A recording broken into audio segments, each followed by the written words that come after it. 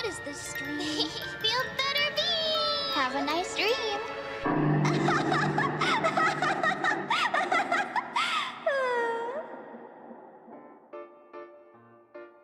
You're going to love it here.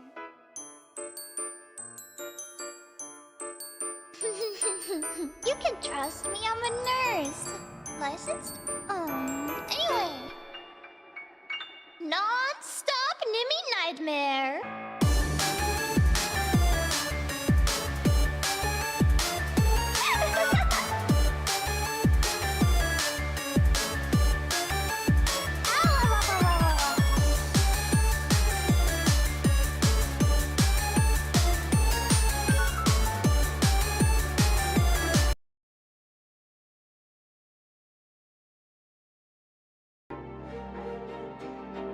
Konbakuwa. Is it loud?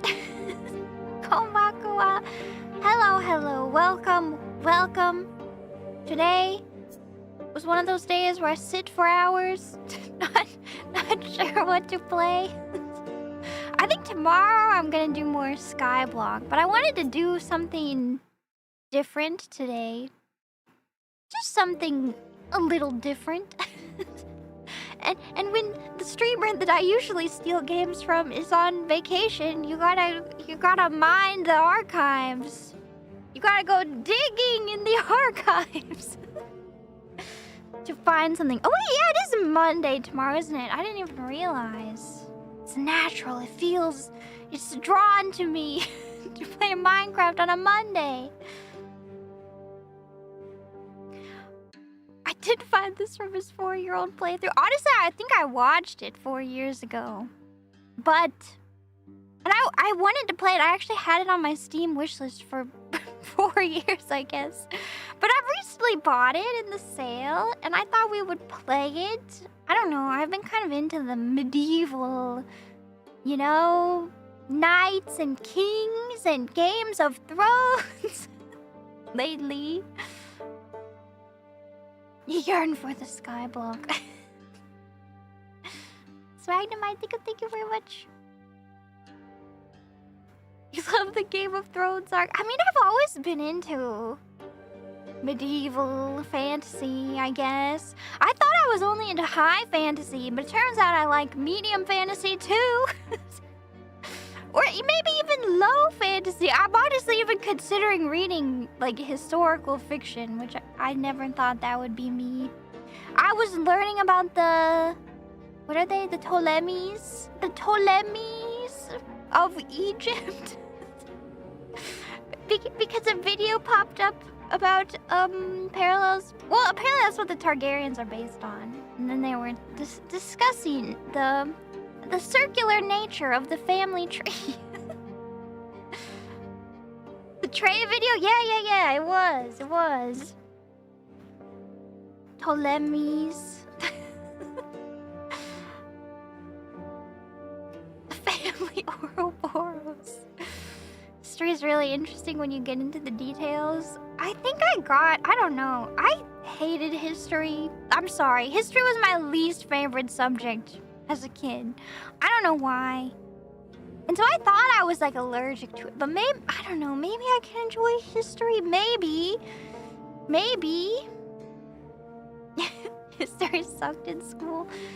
I feel like it's just about telling stories though, you know? History is important. Undoubtedly, it is important. But I didn't like it. I didn't like learning about it.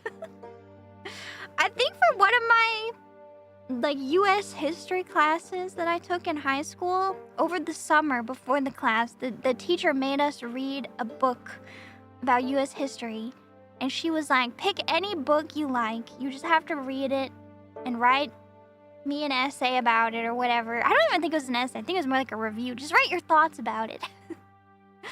And I read one about Abraham Lincoln's campaign for election, and I thought it was very boring. Which I think there's probably tons of interesting books about Abe Lincoln, right? gotta be everybody's favorite president, but his campaign was not. I think I chose poorly. And I even told that to my teacher, and I was like, honestly, I thought it was boring. And she was like, yeah, it looks like a boring book. And I was like, what? Even my history teacher thinks it looks boring? I thought that she would love everything history related. My Tapir Christ, you chose the book. I did choose it. I don't know. I think I thought that they would all be equally uninteresting to me. So I just picked at random. But now I'm like, there's probably plenty of interesting books out there. What's my best subject? Biology. I like biology. I like physics too.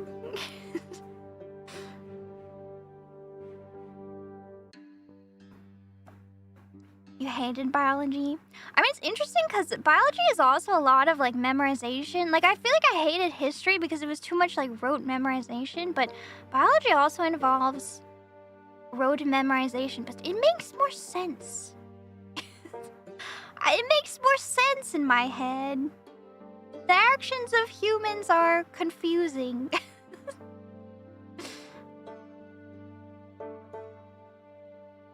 Gotta take physics this year and you're nervous? Do I have any tips? I don't know, don't be nervous. Physics is fun. You should check out like YouTube videos.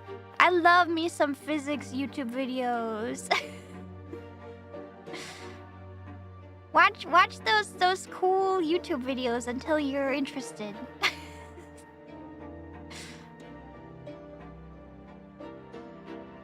You hate physics? Screw physics! What about when your physics teacher brings in like a cart full of objects and you just know you're about to see a sick demonstration? They ever do the one where they like balance the matches together and then they like burn the edges of the matches and it looks like it's defying gravity, but really it just shows that like the center of mass, as long as it's directly on top of it, it will stay? Never happened? Chad hates physics. Physics is cool because of space. Yes, exactly. Oh, also, like, my favorite book is The Elegant Universe by Brian Greene. It's so good, and it gave me like an existential crisis, but in a good way. But in a good way. String theory is fun. Even though, I don't know, I think a lot of physicists hate string theory because it got really like sensationalized.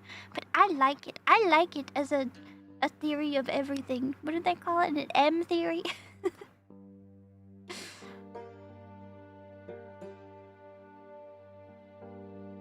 It's a bit pop sci now. I like pop science though. It gets the masses involved. Science is for everyone. I think we should have more pop science. More science for the masses. Science for everyone.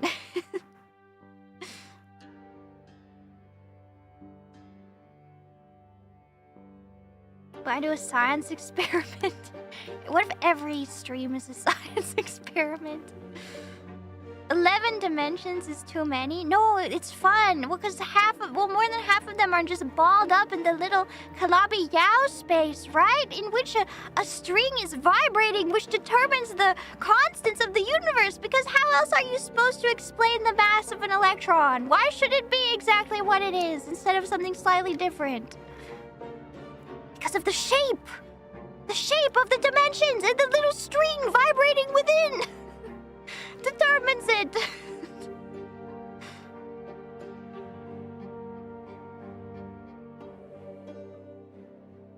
Maybe. Because it's random.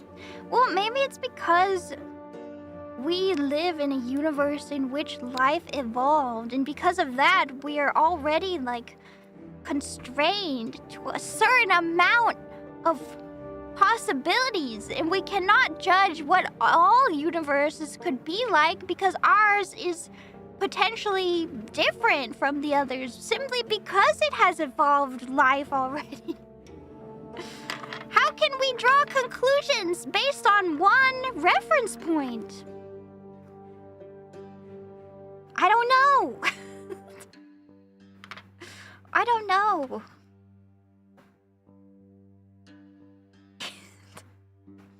What am I talking about? Just read The Elegant Universe if you want, and then maybe play 999 just for a little sprinkle of anime on top.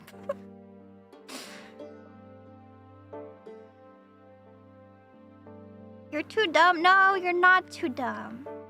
You're not too dumb. The Elegant Universe is, I mean, it's pop science, so it makes it accessible for everybody. Everybody can understand.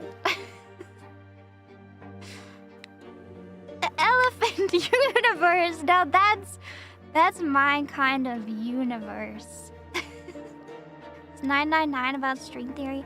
Not really, but I feel like, well, it takes a lot of, it just involves a lot of things. I think it talks about the anthropogenic, what's it, is it the anthropic principle, I think?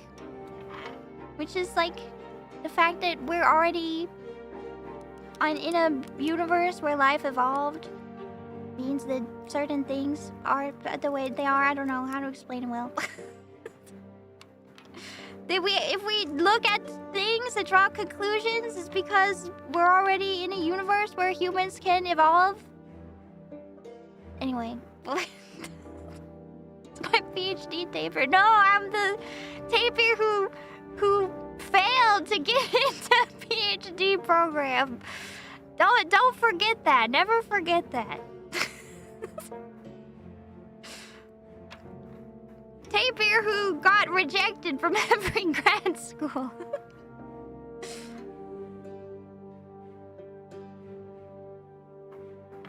Remember the lore. Close enough. Anyway. This is the life and suffering of Sir Brante. Is that how you say his name? Sir Brante? Brante? Or is it just Brant? Brante? Brante? Brante. Brant. I don't want to think about Bran. No more Game of Thrones. This is a game about reading. We're gonna read. I'm gonna read.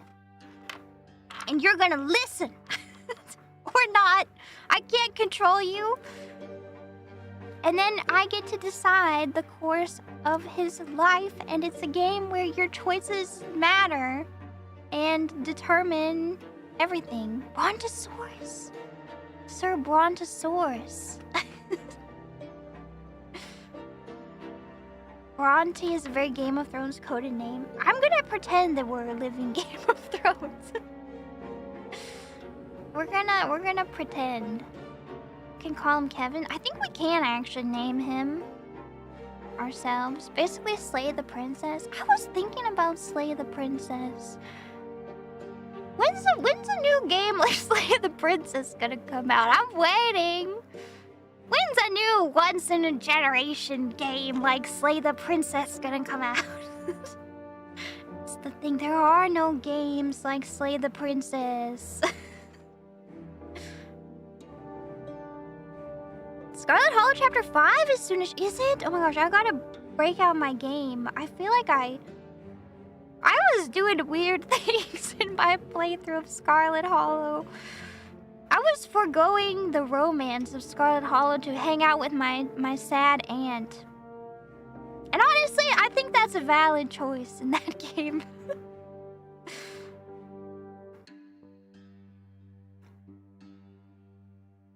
They finished the script for it for Chapter 5. Sad aunt. Sorry, sad auntie. My auntie.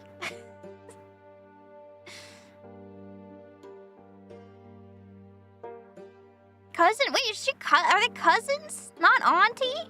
Sorry. I'm calling her old. My sad cousin. She's my cousin. Sorry, Tabitha. Auntie. Sad unk. Okay, let's play this game. Let's see what we're in.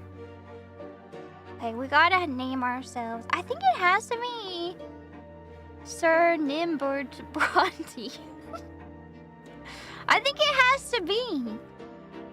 Chapter restarts. Disabled? Give me Iron Man mode. We're doing one shot, one opportunity. You'll see the consequences of your possible choices in advance. This is the recommended game mode, so you'll be able to direct the character's fate in any way you want. That seems fine. Okay, let's go hardcore storytelling. I think this is like a game where you can get a personality. I love games that include like a personality quiz. I want more of them. Like games where it's like you make a decision and then it like gives you a like incremented stat where it's like +1 cruelty. I love a game like that. Like a BuzzFeed quiz. Exactly. Yeah, like Until Dawn, except I feel like it doesn't do anything in Until Dawn. Persona? Fallout? Oh, I gotta play Fable. There's one in Fable. I gotta play Fable, but I feel like I need to finish some of my games. I've got so many, like, open series right now. Disco Elysium? I don't know if I can stream that game. But I guess I'm streaming a reading game right now. Disco Elysium is a lot of reading. I guess this is a lot of reading. But Disco Elysium might be like 50 more hours of reading. It's got voice acting now. Wait, but then am I just gonna sit quietly in the corner and watch? That almost makes it harder to stream. Movie game. Experience cinema. We love a watch along. I can still talk. Is it the kind of game where people are gonna be like, don't talk over it? I'm sure you can pause it. Disco Elysium is on the games that I wanna play. Actually, I played a little bit of it on my Steam Deck, but only like 30 minutes of it. Okay, anyway, today we'll think about that in the future. Enough to die by ceiling fan? Oh my gosh, what was I doing? I think I got stuck because I couldn't figure out how to get into the garden or something. There was like a closed off garden shed and I couldn't figure out how to get in. I can't play games without the Naplings to guide me. I just get stuck. The run ender. It's hard when you can't just ask. You hold the fate of a single man in your hands. Oh boy. You will follow his life from birth to death. Your choices shall define who Sir Brante will grow up to be. You will decide his personality, social status, and what mark he'll leave on history. With every step he takes at your behest, Sir Brante's character will change and evolve. Your decisions will close some doors for him, but open many others. Oh, I can't wait to mold him. The world of Sir Brante's birth is a ruthless realm, where people are divided into estates, like Game of Thrones? I hope we're a Lannister. Make me a Lannister! It is hard to be a hero here. Be ready to accept that Sir Brante cannot overcome every challenge in his path. Every hard choice will test his character and personal qualities. Often you will not be able to make the choice you would like to. It may happen because you chose a different road earlier, exhausted your hero's willpower, or haven't earned the right position in society. Okay, I don't have a goal for him. We're just gonna go based on vibes. Every victory will be a struggle, a path paved with bitter losses and gut-wrenching failures. Accept the tragedy. This is how you will create a gripping and unique tale for your hero. What will become of your Sir Brante? It's like a Barbie's. I love a Barbie game. I love a game that's just like Barbie's. His loved ones and his world, it all depends on you. Sir Barbie! The story of my life remains written on these pages. It's got a deep voice for a child. Has always been my own. Every deed, every choice, every person I met made me what I am. But it was Could I have taken a different path? Could I have found a different calling? Altered the very course of history? And what price would I have to pay? You're gonna have to pay a heavy price, I'm afraid. I'm worried. The life and suffering of Sir Brante. Chapter 1. Here we go. We're reading today. At the end of time, your fingers are stained with ink, your breathing grows ragged, your hands are shaking, yet the words begin appearing on the page before you one by one, clinging together to form a chronicle of your own life. It's like Bilbo Baggins at the end of his life writing about his story. Who are you and how did you reach this end? You were born, raised, and lived your entire life in the blessed Arachnean Empire. In this land, a man's destiny is predetermined at the moment of his birth. Whether human or Arachnean, nobleman, priest, or low-born commoner, all bend to the divine will of the twin gods. And each life is not but a single cog in the universe's immeasurable machine. The memories come flooding back. They engulf you as a merciless wave, binding together days that are thrice dead and gone. The dreams of your childhood, your adolescence, your youth spent in the capital, years of peace teeming with life and a war drenched in blood, high ranks and lowly deeds. I want to do some lowly deeds. Opulent palaces, secretive city back streets, fields of battle, and faces, so many faces of the people you held dear, the people who walked this road by your side. Such was your life, now all exposed by ink erupting onto the page. With your every step, you sought to change the world as you saw fit. The choices of your upbringing, the path you carved in your youth, the fruits of your struggle, the consequences of your sacrifice, all of it led you here, to the end of your time. Every choice had a price. Now, years and years later, the crossroads of your life echo in your memory, the pain and joy inextricably intermingled. Could you have taken a different path, chosen a different calling, found a different place in the world? You had the power to alter the very course of history. Not to me, though. What if I don't want to alter the course of history? What if I just want to sit in my house? I've always thought altering the course of history is overrated. I'd rather just sit around and drink matcha lattes, you know?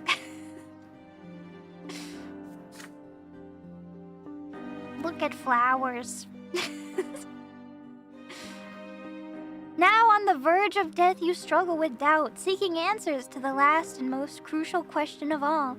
Your life, of all the paths in life, why did you walk this one? Did you choose your own fate, or was your life shaped by forces beyond your control? The forces beyond their control, sitting at her desk, clicking her mouse. What determines man's destiny? Oh, how do we want to play this? I don't know. I just said I would do it based on vibes. The man himself, the world around him, a higher power. Or there is no destiny. Give me this one. Give me the there is no destiny. The nihilist way. I don't know if that is nihilism. You stand tall. I don't know what nihilism is. You stand tall and stare death in the face, unflinching. There there was no higher power guiding your life. We're just the cynic now. It was just a wild jig, a chaotic tangle. Wait, this seems bad though for my own choice-based story. Chaotic tangle of innumerable human wills, actions, and accidents. The only thing that could ever turn this chaos into an orderly narrative is the eternal human drive for storytelling. Your life had no greater meaning. No. You were neither cursed by fate nor guided by providence, and this is what made you truly free. Okay. It's too real. What have I done? I know, I feel like I ruined it from the very first choice. But are you right about this? Is it all true? To learn the truth, you will have to return to the very beginning, remembering every step you took along the way. I forgot her name. On these pages, the story of a man named Brante will live once more. I forgot. I want my pipe. I need my pipe out for this one. Am I like in the way? Come here, Napling. Get out here. I need you culpable for this, just like I am.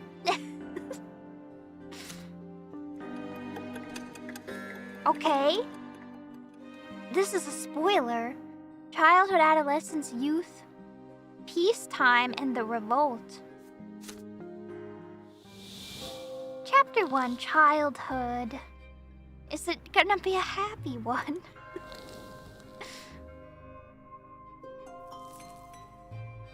Childhood, where life begins. First words, first unsteady steps.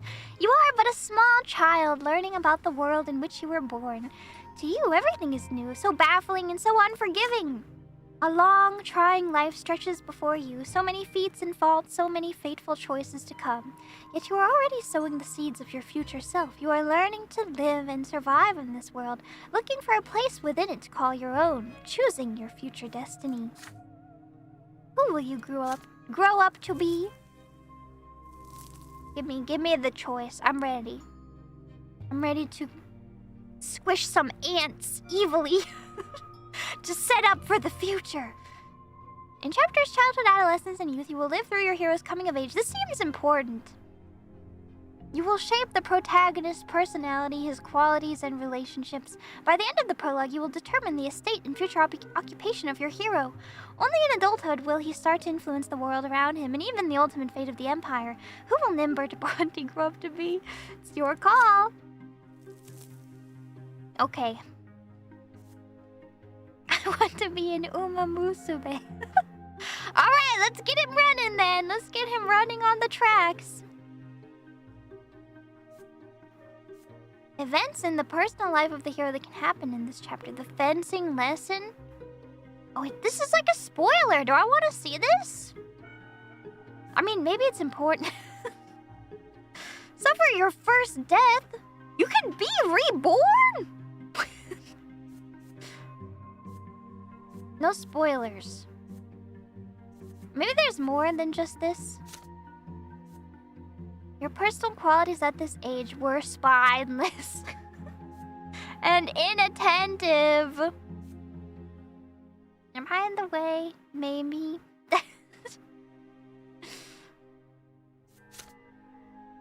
My inner strength and the number of lesser deaths that you've experienced. You can die? Come back? Exhausted, ready for action. Sections that open in this chapter. Destiny screen. Okay. Personality. We're a lowborn. Well, I mean, why does the true death get a crown? Makes it seem like it's a goal. House of Brante. Tarnished honor. Moderate means and peace. Who the heck is Steven? Robert's first son? And he's a noble? That can't be. That cannot be. Oh. My sister? Gregor. I mean, these are all very Game of Thrones names. Stefan.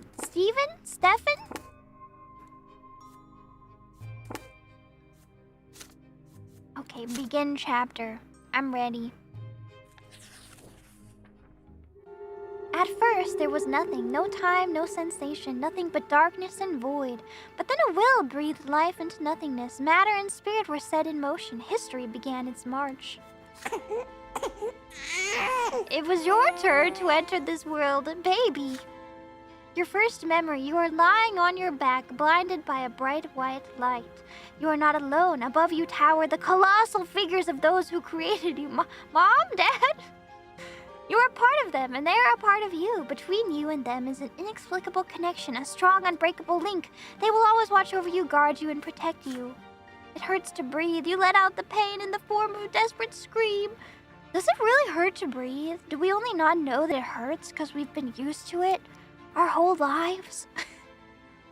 There are two of them, the ones who made your form from their own selves and brought you into this world. Living hurts? Birth. They're united, yet as they lean closer, you begin to see how different they are. You can already feel their differences within you, struggling against each other. The first figure is soft and empathetic, wise and merciful. The love that emanates from it wraps you head to toe like an invisible blanket. The warmth from it is never-ending. Mom? The second figure is strong and powerful, commanding and noble. Is harsh but fair, a beacon of guidance, a force of protection, and a merciless punishment for every misdeed. Mom? And yet there is a third figure. It is like a shadow, barely seen. Is that my brother? Barely seen beside them. Yet already pulsing with an unbreakable will to live. It is the very will to live that is now growing ever stronger within you. Mom? A soft open palm, a strong closed fist, a lingering distant shadow. You struggle to loosen the swaddling clothes wrapped around you and extend a tiny hand into the world. Reach out to the... Oh. I love a personality-based game. Willpower plus 10! We gotta smile at the shadow. I smile at the nightmare in the corner. At the sleep paralysis demon. I mean, I see the biggest number. I take it. Your first smile appears on your face, awkward yet genuine. Your mother and father exchange looks and start talking. You know no words yet, so all you hear is a sequence of booming sounds. But the stranger behind them has no need for words.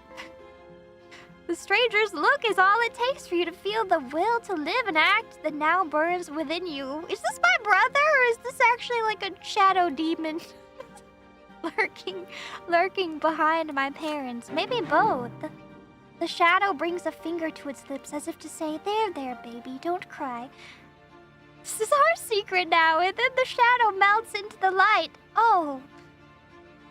It might actually be a shadow demon.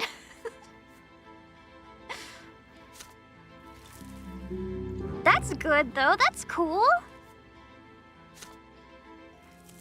Can we meet again?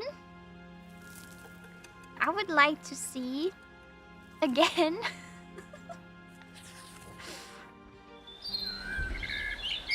If it is, my brother's freaking sick, bro. As the days go by, you learn to tell your parents apart. You recognize father by his heavy breath and strong, cold hands. He visits you rarely. Dang. Wish I could see Dad more. Hello there, little Nimbert Brante. Mother's tender voice, however, follows you day and night. My, you've grown so quickly, my child. There are 2 more children in the family. Oh, so they're not the shadows? Stefan and Gloria. Gloria sings songs to you. She often dresses you in tight clothing and gently... Wait, she's older too. Dresses you in tight clothing and gently holds your hands as you learn to take your first steps. Stefan likes to sweep you up and pinch you and toss you into the air. This sounds cute so far. Oh, look, this is your brother and sister.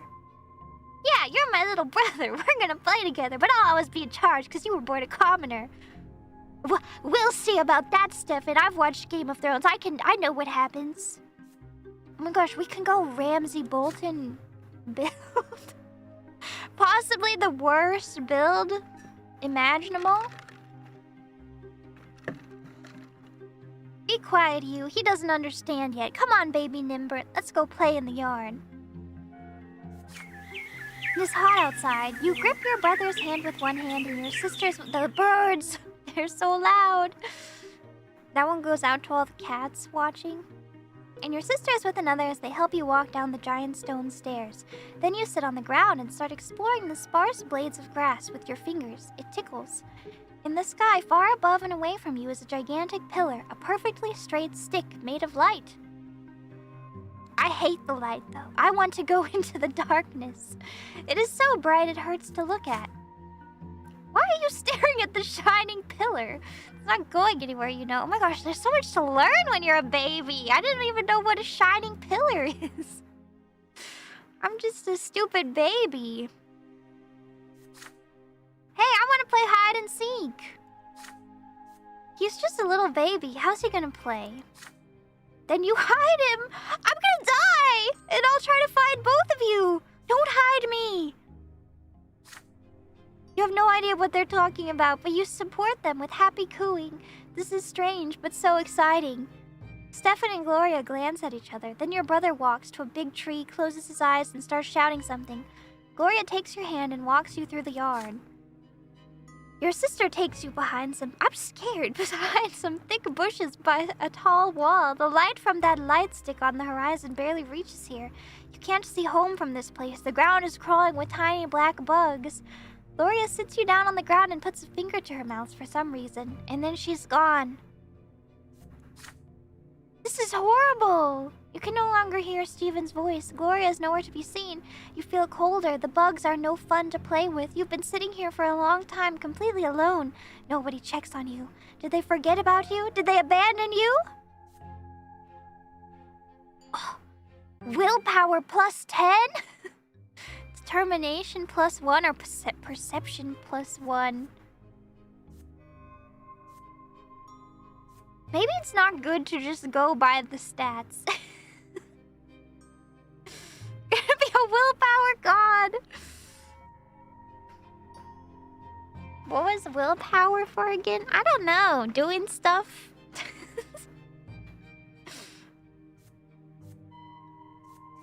I think we should sit and wait. Let's play with the bugs. It's good to learn to sit by yourself sometimes. The bush is covered with leaves swaying in the wind. Plus our siblings will enjoy it. We played along. You brush through them with your fingers. The twigs and branches are stiff and will not bend. They are different from the blades of grass. Down on the ground, you see a group of bugs carrying a little twig. You grab it from them. They're so funny. One of the bugs crawls on your finger and bites it, just enough to sting a little. You hear brisk steps, then leaves and the twigs rustling and parting. Your mother leans over you. You greet her with a happy face and show her the finger with the bug on it. So that's where they took you. Mother picks you up, puts you to her chest, and pats you on the head. Your brother and sister stand behind her, clearly feeling guilty. Gloria's in tears. Did she forget where I was? Stefan keeps staring at his feet. You hug Mother tightly. She is here now. I wasn't scared. I could live forever in the bushes if necessary. That's no big deal for me. The Great Descent. Oh no, they didn't childproof the house! Another memory. You are still a little child, but you can already talk and run around on your own. Today is out of the ordinary. Father is busy around the house, giving orders to the servants. Throughout the day, the kitchen has been abuzz with work, and there are solemn, gloomy preparations and candles being lit. Even your older brother Stefan is quiet today. Mother takes your hand and brings you to your sister, Gloria. My son, today is the Great Descent. We honor the day when the twin gods descended to us. Oh, we have a +2 with our mom. Oh, we can see about them. We must spend this day in reverence to the gods. You are too young to understand, so just do everything your sister says for now. Gloria takes you to the playroom. There are no toys there, no chairs. Even the carpet has been taken away. This sucks! There's nothing there but a bare wooden floor. Today we're not allowed to go in any other rooms, and we'll be eating nothing but gruel and stale bread. On the day of the Great Descent, everyone must be where they belong. This sucks! It is quiet, unusually so. Muffled voices from beyond the door are all you can hear. You are sitting on the cold floor, confused, with no idea what to do. Then you hear your sister's voice, a lonely sound in the empty room. It's a little song that your mother taught her. Hold your breath as you listen to it. You're probably not allowed to sing either, sister. Too much joy. Reverse Christmas. It is. When the twins came down to earth, they brought lots for every birth. Let us count them 1, 2, 3. The twins made them for you and me. Nobles rule and bravely fight. They protect us with their might. Priests work hard to understand. Guide us by the twins' commands. Common people work and toil, always patient, never spoil. Live your lot where you were born, to the day when you pass on. Know your lot and know the prayer, for the twins see everywhere. You are wait, was I paying attention or was I just singing? They're always looking. They know when you are sleeping. Stay in your place. Common people work and toil. Rich people drink. You are transfixed by the tune. Gloria notices your gaze and a smile creeps across her face. Will this be on the test? Everything is on the test. This is life. This is life. You like the rhyme, don't you, Nimber? Do you know what it's all about? Look, there are 3 lots. They were brought to us by the twins when they descended to us from the shining pillars. Is this Deltarune? Remember that pillar of light on the horizon? That's it. You can see the shining pillar anytime. Can I fight them? Can I fight the twins? From anywhere in the world. If you follow your lot as you live, you'll reach the peak of the pillar. And if you don't, you'll get eternal torment at the foot. Aren't we already at the foot of the pillar? You and I are lowborn. Mom is a commoner too. So the lot for you and me is to suffer and be patient and work hard. I can't understand this. Understand? The priests and the nobles have other lots. The nobles fight and rule over everybody. The priests, well, I'm not really sure what they do, but I guess they talk to the twins and then teach everybody. Gloria stares at you intently. Did you get it, silly? Then she shakes her head and keeps singing the song over and over. Her voice transfixes you, drawing you in. The room starts to glow like the sky. From this light emerge 2 figures you have known ever since the moment of your birth. Wait, Mom and Dad? One of them embraces your sister's shoulder. The other stands guard behind her back. They weren't Mom and Dad. They were the gods! Oh shoot, and I chose the shadow. Oh! You watch this happening before your very eyes, unable to turn away. Oh no, I thought it was Mom and Dad! Gloria is swaying to the song, unaware of what is happening. She sings the final verses once more. Know your lot and know the prayer. You feel compelled by this divine sight to express yourself somehow. You feel words condensing within you from the light. What will these words be? You sing the last line wrong. Uh-oh. Know your lot and know the prayer. The lots are lies told everywhere. This is scary. I don't know about this. I reject my lot.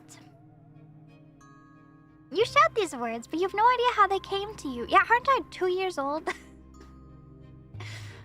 The shining pair standing behind her back turn to look at you. You can feel their gaze piercing you from top to bottom.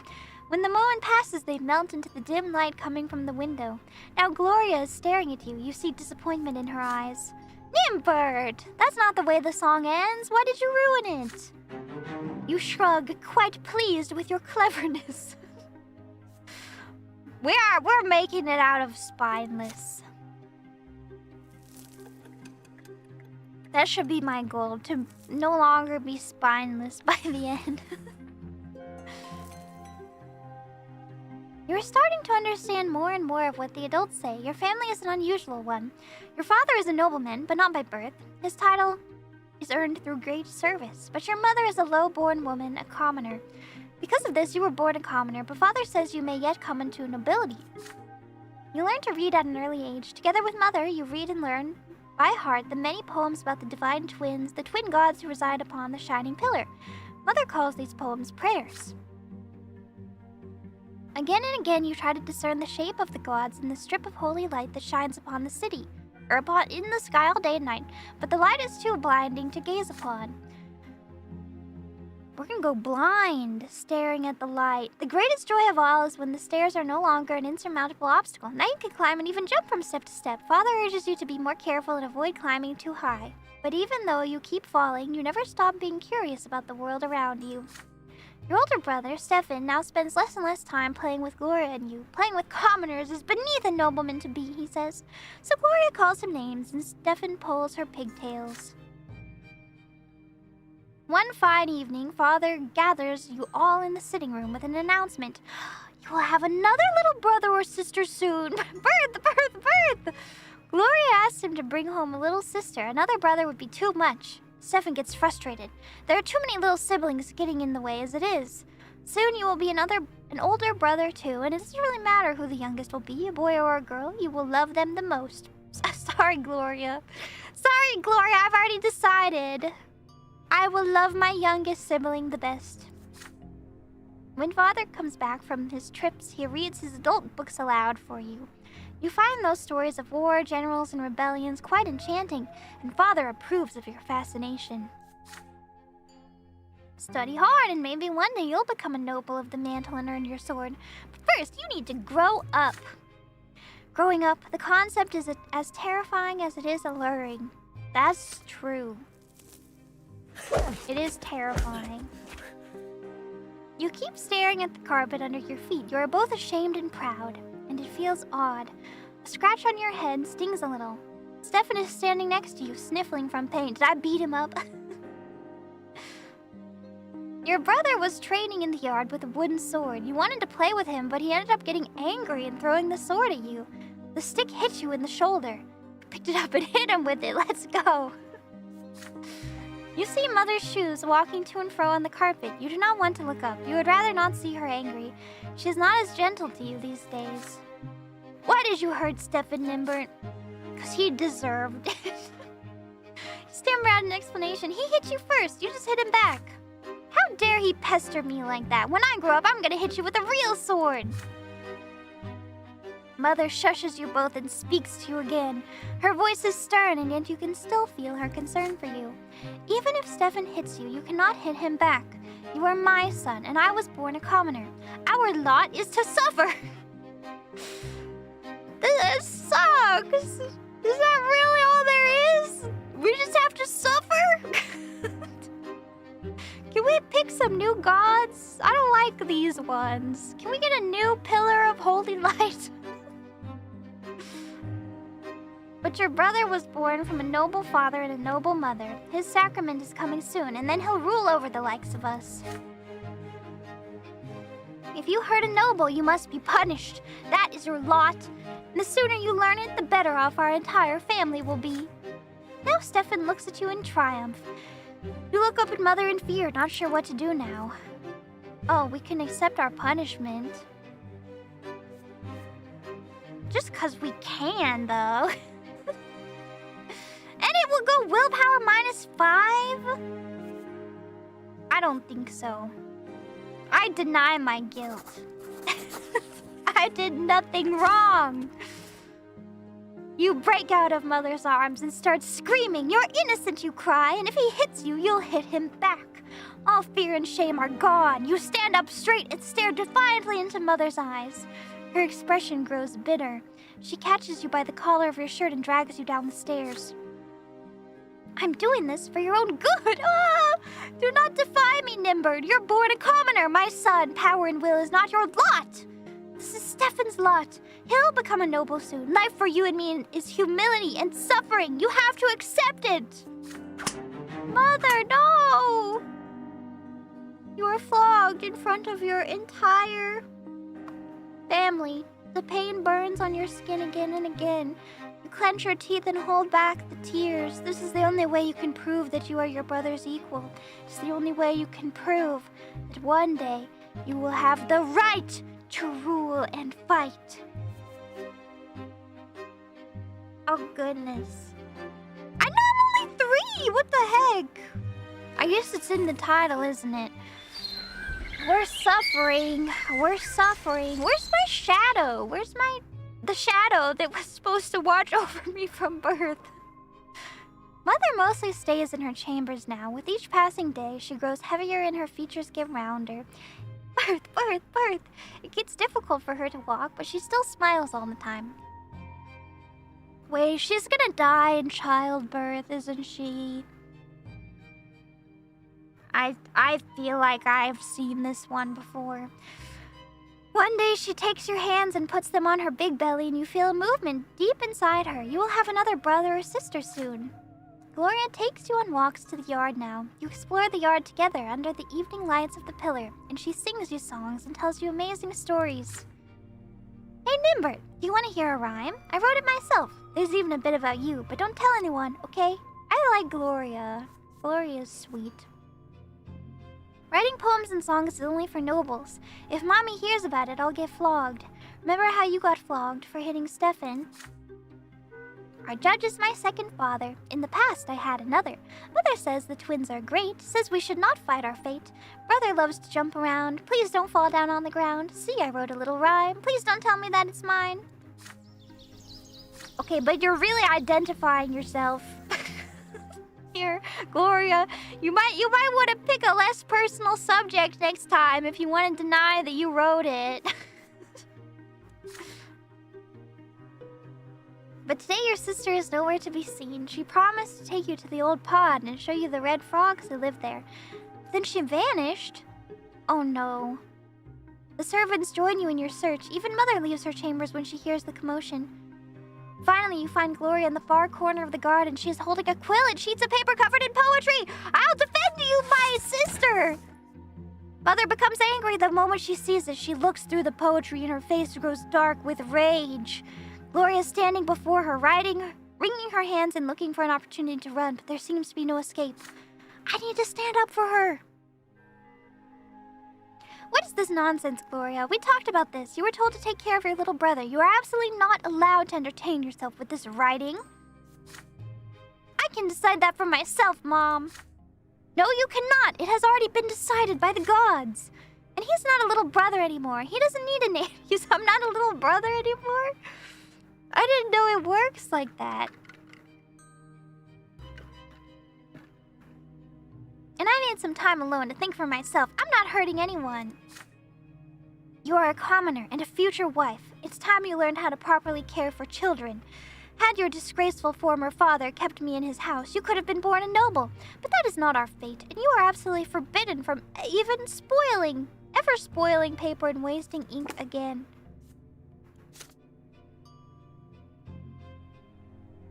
Oh, I see. She's not Bronte's daughter. She's the daughter of a disgraceful nobleman, too. Yeah, half-sister. Mother grabs Gloria firmly by the hand and takes you both into the house. The scribbled sheets... Oh, we're locked. The scribbled sheets fly into the fireplace. Gloria sobs violently. You are a bystander to this scene, unsure of how to act. I'm not gonna complain about her. Oh, I can't write rhymes with her, but we can comfort her. for for -5 willpower. And I will. That's what willpower's for. I guess maybe willpower is like... That's like your action economy, maybe. You can gain and lose it. It's less of like a stat. More of your action points. Yeah, resource. Mother leaves. The last of your sister's poetry burns away in the fireplace. You walk up to your crying sister and take her by the hand. None of this is her fault, you say. What Mother did is wrong and far too harsh. Gloria sniffles before speaking. But I did leave you all alone. You're not mad at me, really. You nod in reassurance. Gloria embraces you. Nimbert, you're the best little brother in the world. Oh, aw. Nice, +2. The two of you make a little deal. She promises to tell you when she wants to be alone, and you promise to protect her and her secrets always. She's grateful. Why'd she little bro me? Because I am her little bro. We're literally her little bro. Okay, we're at 5 willpower. Okay, we're 4 years old. Gaining stats. Wait, she lived! Actually, she didn't die in childbirth. Trope avoided. Mother is in her armchair knitting woolen jackets, pants, and socks for the little one. Unless she didn't give birth yet, the baby will need to be kept warm, she says. Father spends less time at home now. Mother says he's very busy with his important job. He is a judge, after all. One day you decide to ask Mother about Stefan and Gloria. How come they're brother and sister to you, but not siblings to each other? Well, my dear, I didn't give birth to Stefan, you see. He's the son of another mother, and Gloria is the daughter of another father. Come now, don't knit your brow like that. You'll understand when you're older. How is that even possible? You're all family, are you not? Several days later, Mother calls Stefan and Gloria to the sitting room. You sneak in after them. At first, Mother gets angry and asks you to leave, but then she relents. You are told to sit still, be quiet, and remember every word you hear. When you enter the temple, bow to the twins. First to the elder on the right, and then to the younger on the left. Stefan, you're a nobleman to be. So you get to go and have fun and drink and be merry and sit on the paved side with the marble where the benches are. And Gloria, you get to walk along the glass. Get to walk along the pavement of broken glass and Legos. When you're there, you must get down on your knees, each on your own side. Stefan, kiss the sword. Gloria, my daughter, they will strike you with the lash. Don't be afraid of it. Resign yourself to the suffering it brings. It is the blessing of your lot. Gloria doesn't like the idea of the lash. I don't like it either. There's a tense feeling. We do need to shape the world. I decided. We're not just gonna sit around drinking matcha lattes. We're gonna make change. There's a tense feeling in your chest as well. You were told to remember this. Will the lash strike you too one day? Not me, I'm built different. I strike back. On the next day, they take your brother and sister to the temple. You run towards them when they finally come back. The back of Gloria's dress is soaked with blood. She is hunched over a bit, sobbing quietly. Stefan is putting on airs, acting prouder than ever. Nothing else looks different about them. It's like all is the same, and yet everything has changed. Each of them has accepted their lot. I'd give that a -1 to him. Unity, -1. Okay, our house is disagreeing. I mean, how can it not? How can it not when one child is allowed to kiss the sword and the other children have to kneel in the broken glass? Your siblings, Stefan and Gloria, took their first sacrament at the temple. Oh! Did she live? You eye the little bundle in your father's arms with curiosity. Behind the many layers of swaddling clothes is your newborn baby brother. Mother is glowing and smiling with joy. Stefan and Gloria are also here, all excited. You promise yourself you're going to be the best big brother in the world. You'll never hit him. Oh no, the two of you will play together and tease Stefan together and help Mother together and go on so many adventures together. It feels so strange to be an older brother. Just the other day you were the youngest in the family, but everything is different now. Your parents name your little brother Nathan, and Mother spends day and night by his side. And Nathan cries all the time, day and night. Mother barely gets any sleep. She is so worn out she starts forgetting things. Like today, for instance, she forgot her knitting in the armchair in the sitting room. You'd better bring it back to her as soon as possible. You run to Mother's bedroom. You miss her smile so much. Oh no. You walk in without saying hello and give her the knitting, but instead of gratitude, you get an ice-cold, exhausted stare. Nathan is also there, screaming all the time. Go away, Nimbert, you're bothering me. She spits these words out through her teeth. You look at the bawling newborn. She can't even get a minute of respite. Enough already. When are you going to stop? I just want some peace and quiet. Mother leaps across the room and starts shaking Nathan with malice in her eyes. His cries get even louder. This is not okay. She looks so tired from his never-ending scream. She seems to be within an inch of smashing him against the wall. I have to do something! You're scared of your mother right now, but you fear for Nathan's life much more. Let's snatch him away!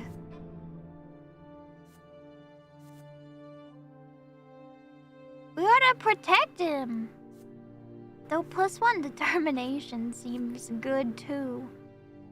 But it might not work. It might not work. Let's snatch him away.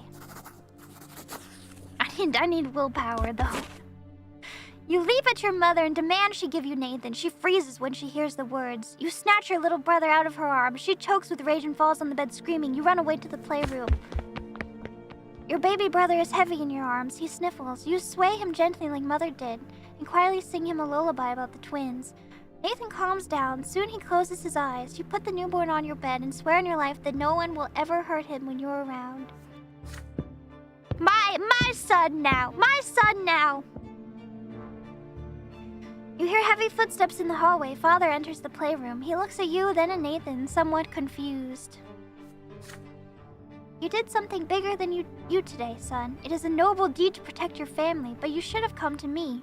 Please understand, this was my duty, not yours. Well, you should have been there then! You should have been there! You saved your baby brother from harm. If you feel yourself ready to take the responsibility to protect others, then maybe you can walk the path of the noble. I don't want to walk any path! I walk my own path. But for now, we should bring him back to your mother. Come with me.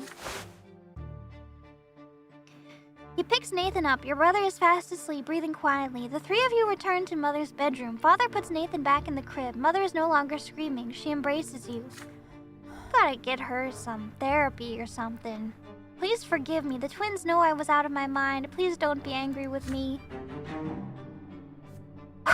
Is this my 0-year-old brother?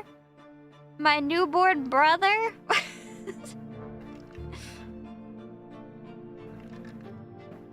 Rough Zero!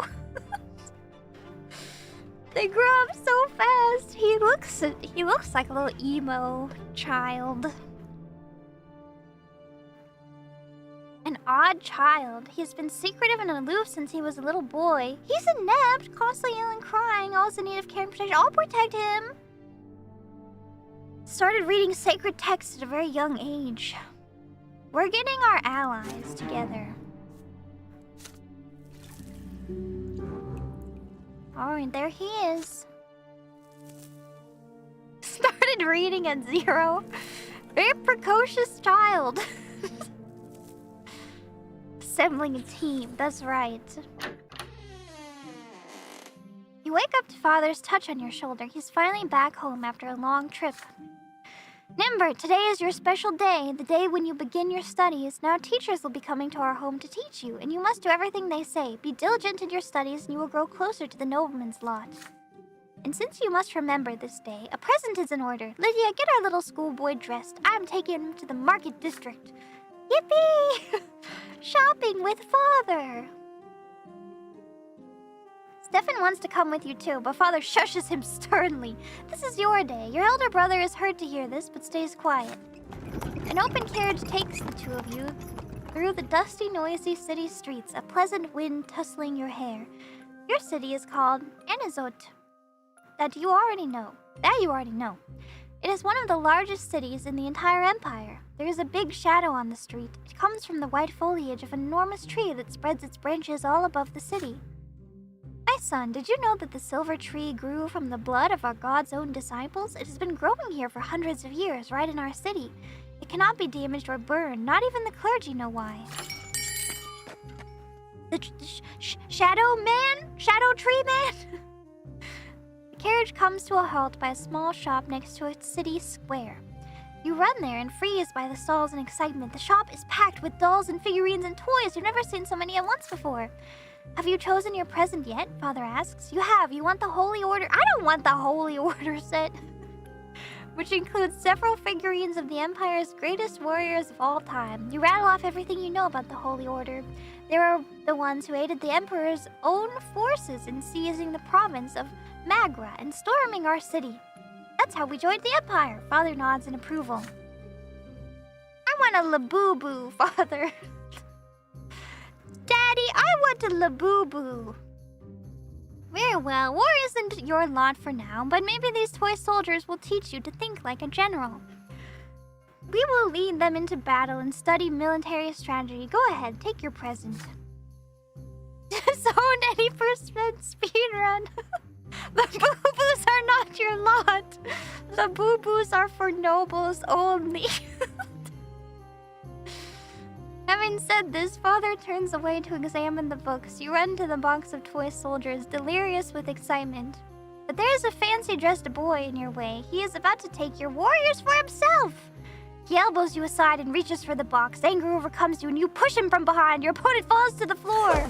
The rich boy screams so loudly everyone in the shop hears it. He hit me! He hit me! A tall tower of man looms over you. This is the boy's father.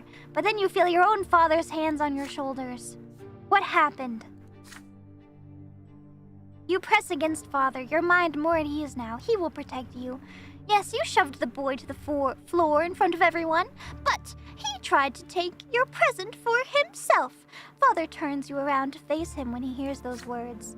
Is this true, Nimbert? Did you strike the son of a nobleman? I struck him. Oh, but plus 10 willpower is good. We need some more. I'm gonna tell him the truth, though. I struck him. Yep, that was me. It isn't fair to blame you without letting you speak, too. You didn't want to shove that stupid boy, but he was the one who shoved you first. But the angry nobleman, the boy's father, will not let you finish. Nobody cares a whit for your so-called truth, little lowborn. The law is the law and your punishment is due. Your father nods in agreement to these words, no matter how sad they may make him. Oh, they lead you and the nobleman's son out of the shop. You are told to bow to him and show him humility. A bad feeling sends a shiver down your spine. With a satisfied grin on his face, the boy swings his arm and slaps you on the cheek. He strikes you again and again. I should have hit him harder the first time. Enough. He got what he deserved. We're leaving. Get out of our way.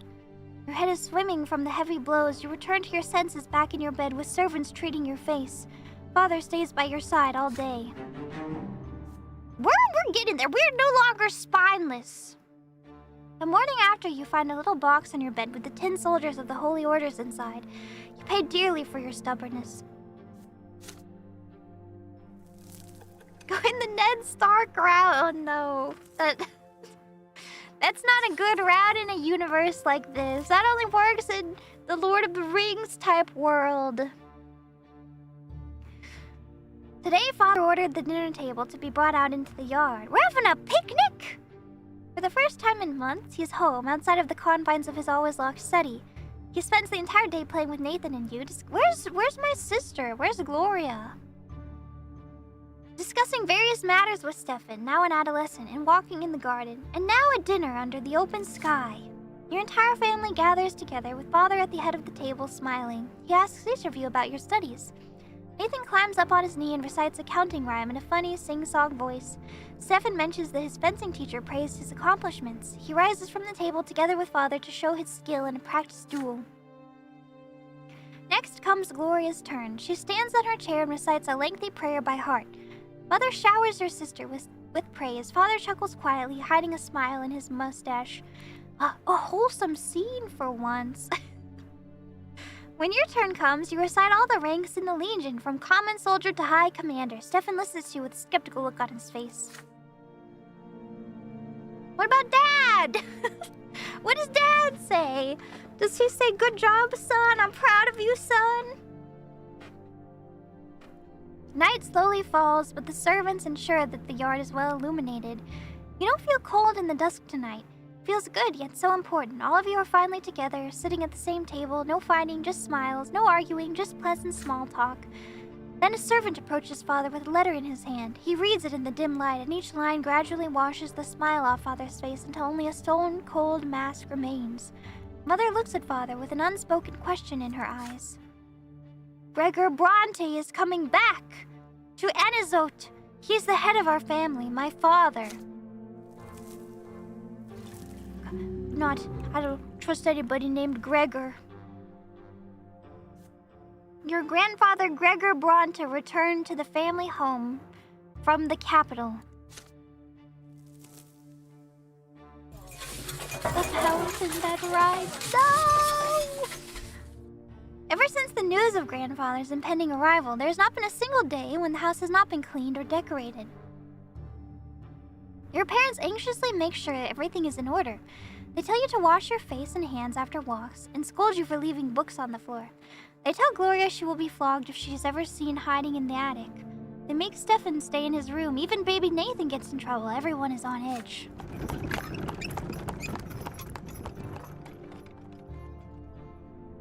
Water break? It's a reading type game for sure. Then one day Grandfather arrives. It is a grim day, so hot your neck is sticky with sweat. Sip, sip, sip is important. Loving the vibes. I do love a reading game. Need to remember to drink water for the sake of my voice, though.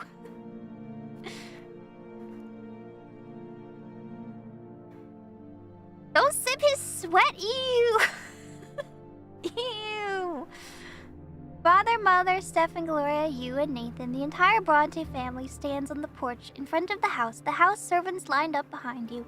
The carriage arrives, and out steps a tall, gaunt old man with a heavy walking stick and a heavier gaze. You cringe instinctively. Ew, so cringe. Good health to you, Father. Children, greet your grandfather as you have been taught. Hello, Grandfather. Still trying to look like a real nobleman, are you? You can't fool me, Robert. I was the first of the Brante family to be ennobled by the mantle, and I am the one who remembers how to bear this burden properly. I live honored by my lot. Your marriage to that low-born wench cuts us off from ever becoming nobles of the sword. My progeny could have been born bearing noble blood. Father, I beg you, this is not the place. Grandfather eyes him with scorn and walks into the house, the entire family following close behind him. I have been away far too long. This entire house is a mess. This is an insult. How can you live in such a pigsty, Robert? The servants have grown far too lazy, all thanks to your commoner of a wife. I warned you, did I not? And yet you did as you saw fit. And the children, what do they know of tradition or honor? They are being raised in a virtuous family, Father. I feel like this guy is the source of all the troubles in the family.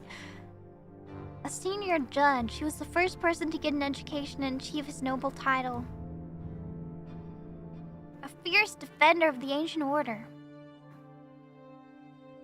And now you're speaking like a lowborn who's content to live in humility. Twins willing, now that I'm here, this will not happen again. I am taking your oldest son to the capital. Yes, take him away. I see you cannot provide Stefan with a proper education, so I will correct your mistake. Your brother's fate has been decided just like that. Father does not object. I do not object either. See ya. See ya. He orders the servants to prepare Stephen for the journey. Stefan freezes in place, glancing at Grandfather and Father again and again. The latter puts a hand on his shoulder reassuringly. Grandfather's lips are a tight line, white with contempt.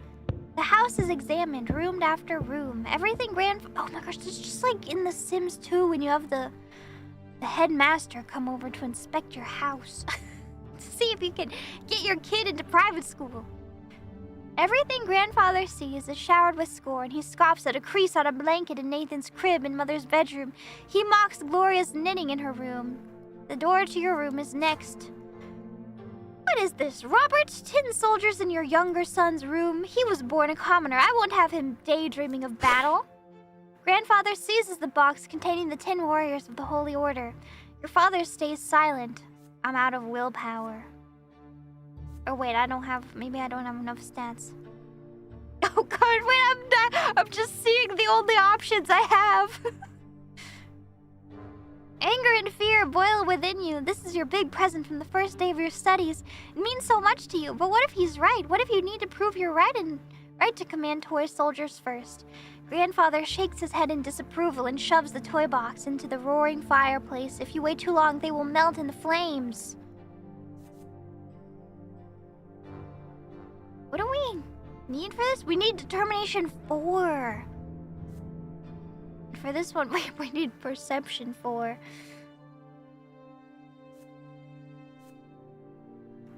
We could burst into tears? Oh! He's gonna kill us?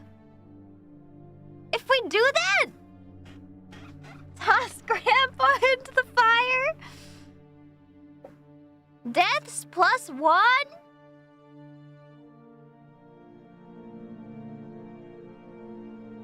Is it bad to die? Or does he die? Yeah, it gives you stats. Is it killing him? Deaths +1. Weakened stats. Driven mad by anger and injustice, you kick Grandfather in the leg. Only one way to find out. It'll be fun. Overwhelmed by helpless rage, you run to Grandfather and kick him in the leg with all the strength you can muster. Yet he is immovable. Oh no, he didn't fall into the fire and perish instantly. Thank you, Mr. Empty Block. Thank you. The next thing you see is him leaning, towering over you menacingly, his heavy walking stick in his hand. Are we gonna die? Killed by the mountain? Low-born scum, how dare you raise a hand to me? The blow hits home. The handle of the walking stick is as heavy as a rock. You are dazed, robbed of both hearing and sight. Down comes another blow, sharp pain splits your head, then darkness. Your hand twitches against your will. Oh, goodness. Then again and again, like it is trying to catch a butterfly. Then you fall into the primordial void. The void takes away a part of you, one of the lives you were given to live. How many do I get? Am I like a cat? It will never return. There is pain and desperation and sense of loss. Nothing can be done now. First death! Let's go. You fall into a pain that embraces you like a soft feather bed. You feel light, free. There are no restraints, just a warm glow that envelops you in its secure embrace. The waves carry you. Their touch is soft. They delicately enshroud what was once your body. It is a feeling unlike anything you've ever experienced before, something absolute and complete. You touch something greater, the reason behind everything, the reason for your very existence. You were sculpted from this light. It was the first thing you ever felt, a boundless and sincere unity of the diverse. Your beginning was a spark that cast this light in all directions, and now you are here again, one with the beginning of everything. Are these the twins? In the tree? The tree in the center of town? Because I don't know if I made good friends with these guys. I was hoping the shadow monster would be here instead. The light gleaming from you resembles the light of the shining pillar. You still see it in the north, as always. The waves of light carry you to two figures. The elder is nearest. He is ready to accept you. He is quiet, wise, kind, and pure. The younger waits further back. You do not know what he is yet. The waves pause at the elder's feet. He leans over to you and plants a feather-light kiss on your forehead. So he's still okay with me after all this? The kiss spreads all over you. You are filled with unparalleled delight and bliss. You exist. You are unique. There's no one else like you. They know this and they love you. You will never be alone. You are part of them, part of your family, a part of this universe. The twin gods will never leave you. They watch over you constantly.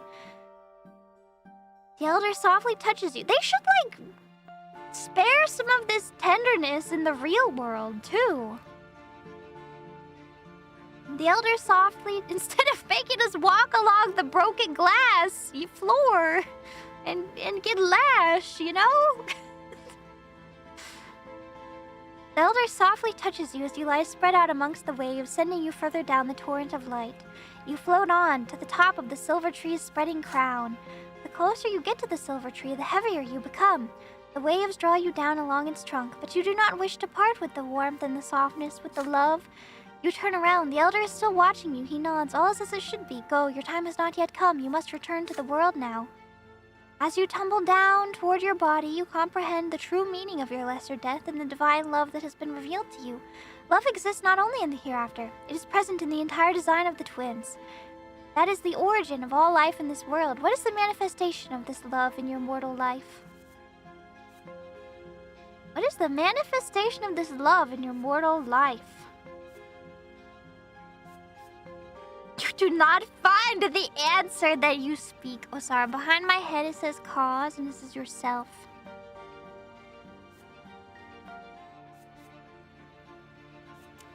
I'm gonna say remain silent. I'm gonna say no answer. A sudden comprehension of the love with which the entire world is imbued illuminates your mind, but then it fades away and vanishes.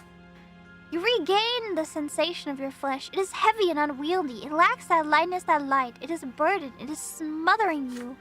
You gasp for air. Your chest expands painfully. You feel as though your lungs are about to burst. The stagnant odor of the crypt fills them, revolting but so real. Ew, I'm buried? You are back. Oh my gosh, they put me in the crypt already. Oh no!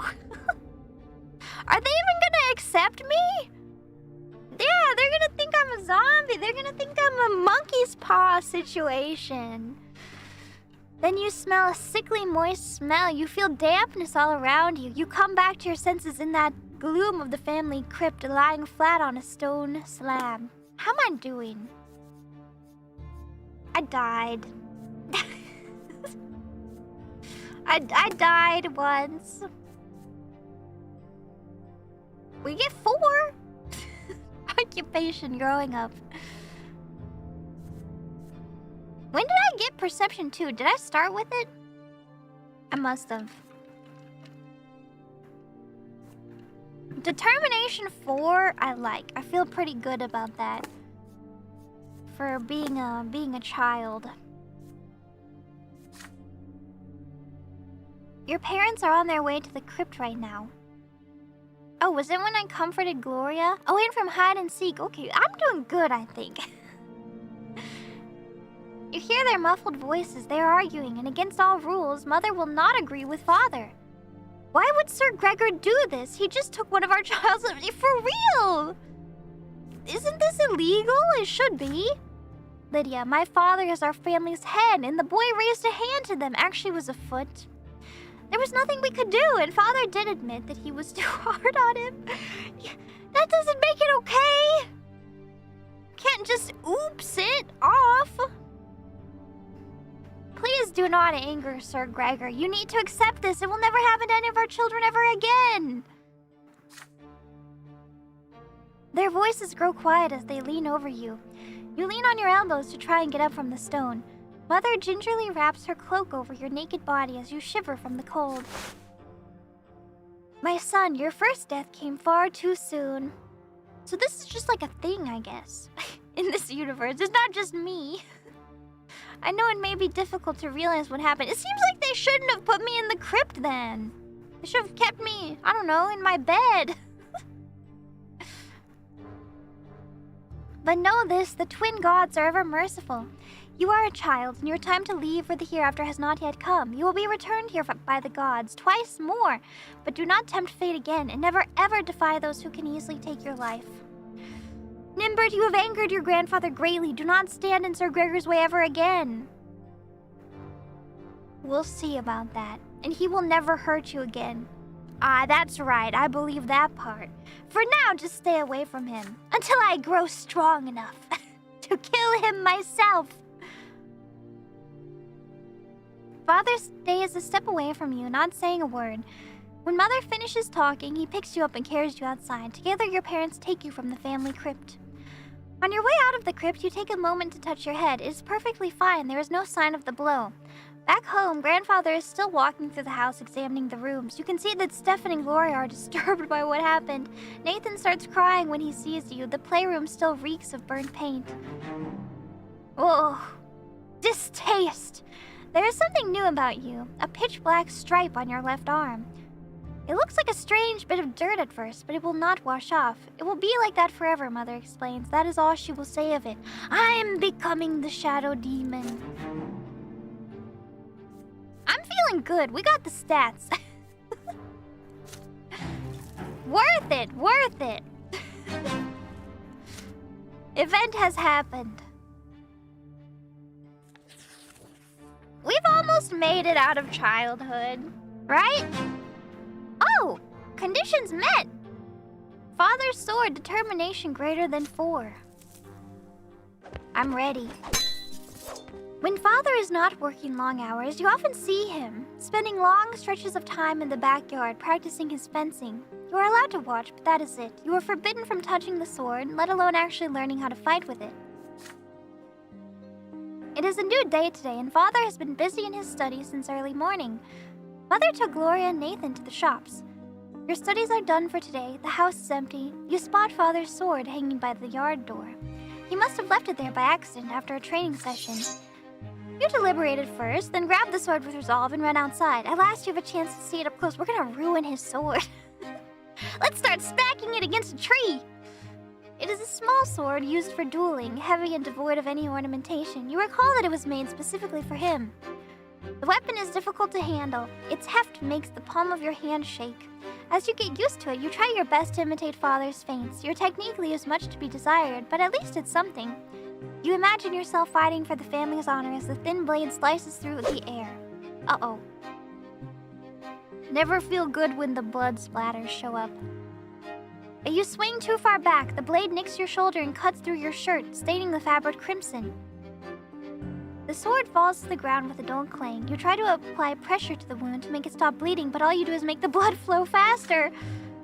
Nimbert, what are you doing here? Bleeding. The familiar voice hurts you more than the cut of the sword. Father walks up to you briskly. His rugged arm rips off a length of cloth and bandages your shoulder. He squats by your side and pulls you into an awkward embrace. My son, why did you have to take the sword? You know you're not supposed to hold it. This is no toy. It is a weapon that can take lives.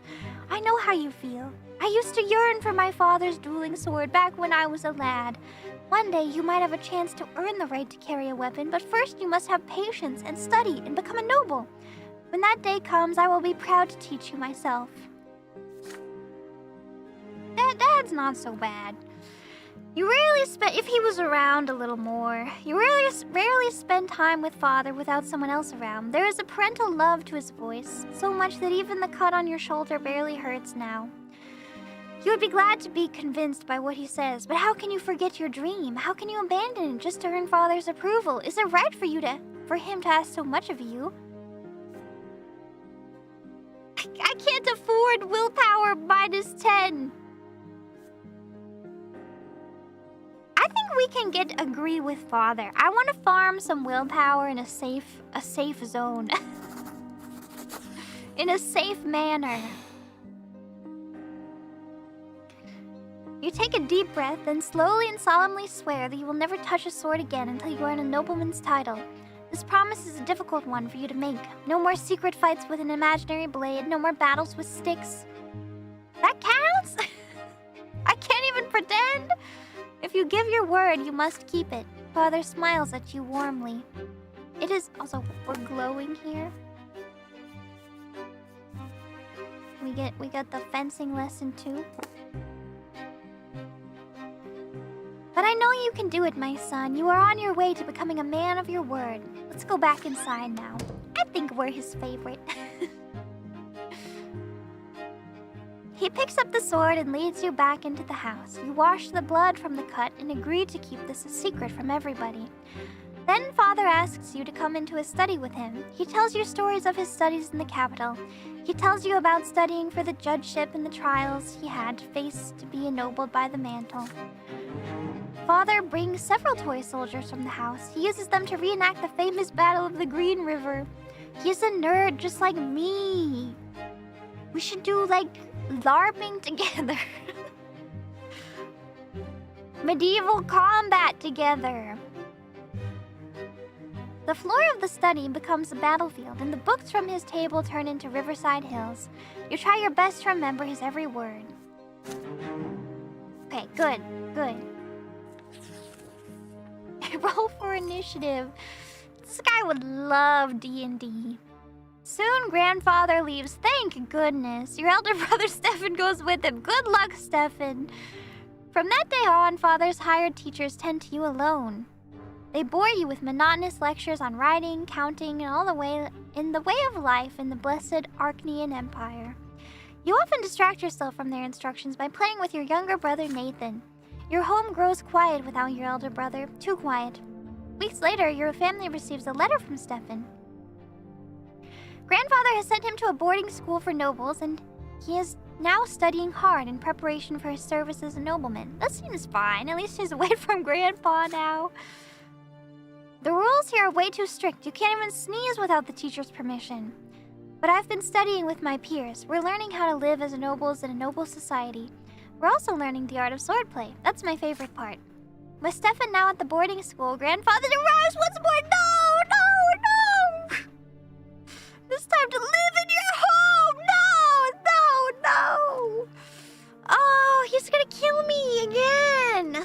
The only good thing is that he often has urgent business in Eterna, the capital of the Empire, and has to travel there. One day you ask your mother where he lived before. In Eterna, she says, but now his place is here! Oh, no. Each time Grandfather returns, he gives the servants new orders. Your home is now always busy with repairs. The servants are redecorating Grandfather's chambers, including his library and sitting room. Sometimes Father tries to gently talk him out of this. Why subject the house to constant reconstruction? Grandfather's answer is always the same. This home is mine, and I will live here as befits a man of nobility. It's funny to give him a southern accent.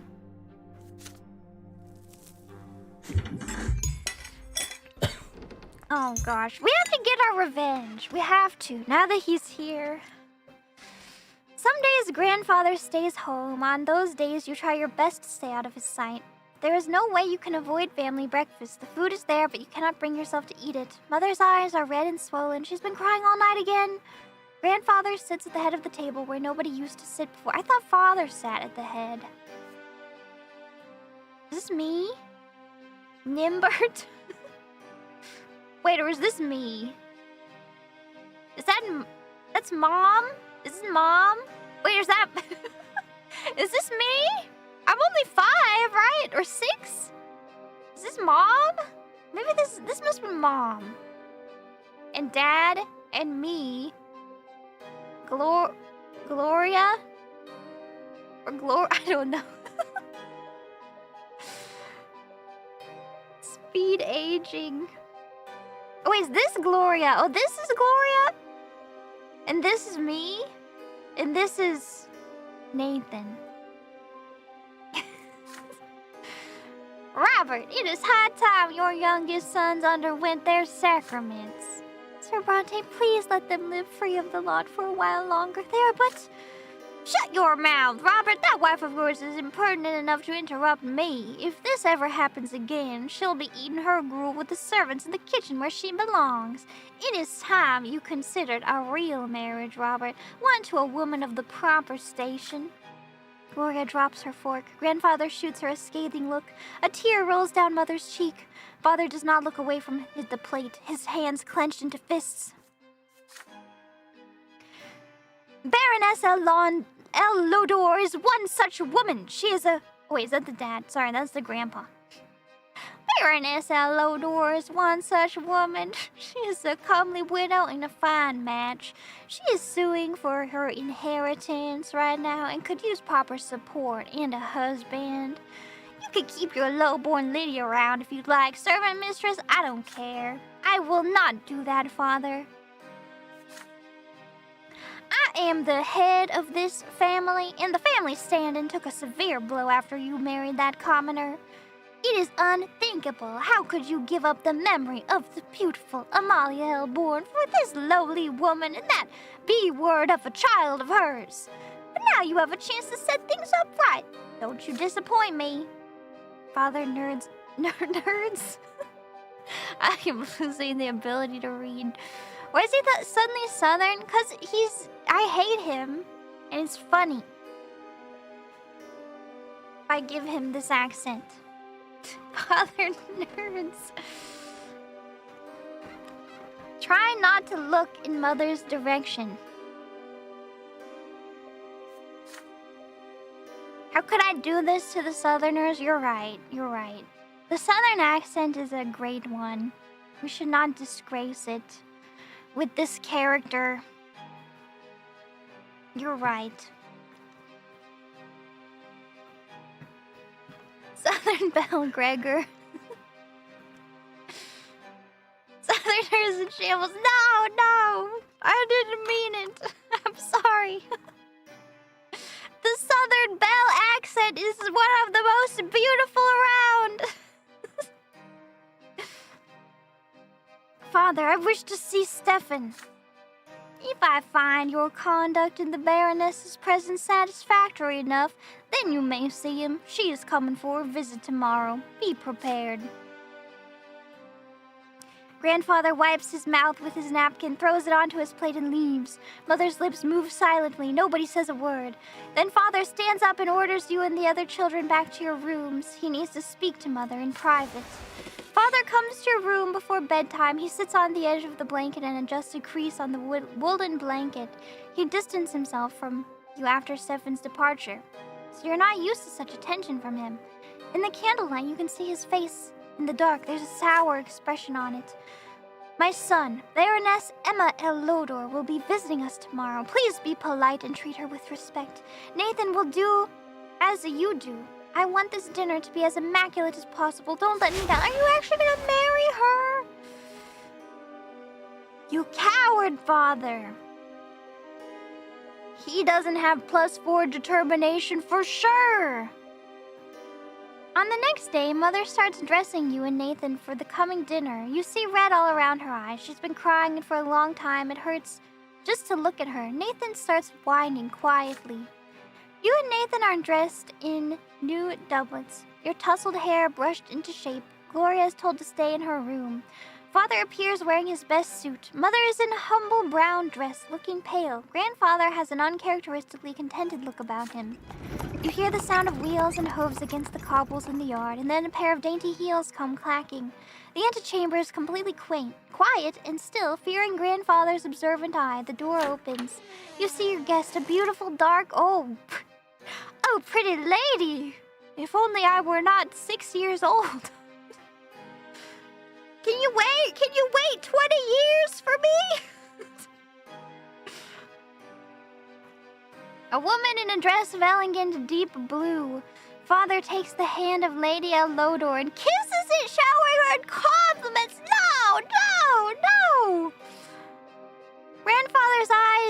Grandfather's face is beaming in her presence. No one even bothers to introduce Mother. Baroness, allow me to introduce you, Robert's sons, Nimbert and Nathan Brante. Frankly, it's his eldest, Stefan, who deserves the most attention, but currently he is studying in Eterno with other young noblemen like himself. It is my hope that his younger sons will also make me proud one day. Are you gonna mention how you killed me, Grandpa? Grandfather eyes you with a probing look. How will you act in front of the Baroness? Will you accept her here next to your mother, your father's rightful wife? I need more perception to demand that Mother be introduced. forget the mother's an abuser and a baby shaker. Okay, that's true. That's true. She did do that. My reputation, or her family's reputation. Walk away with mother, reputation -1. Or maintain your composure. That doesn't seem that good.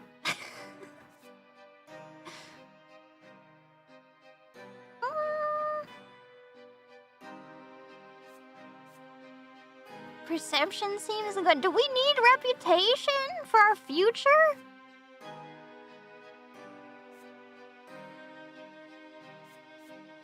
Not taking sides. She's a lovely lady. Well, she might be. Do I want reputation? I don't know. I want to dismantle the whole system. But maybe you can't do that without some reputation. Yeah, not taking sides is expensive. Sometimes having no willpower means you'll die. Means you'll perish.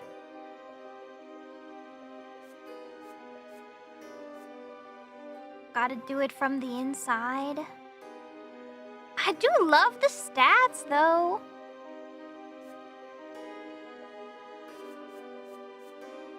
Not worth the willpower. Ugh.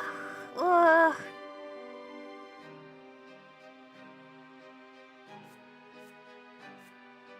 Go with the one. Okay. I'll greet her. I'll greet the lady. You follow father's example and kiss the Baroness's fingers gently. Her laughter fills the antechamber, ringing like chimes. You gallantly offer to lead her to the sitting room.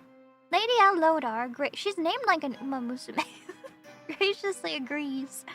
Behind your back, you can hear mother sobbing. Sorry, Mom.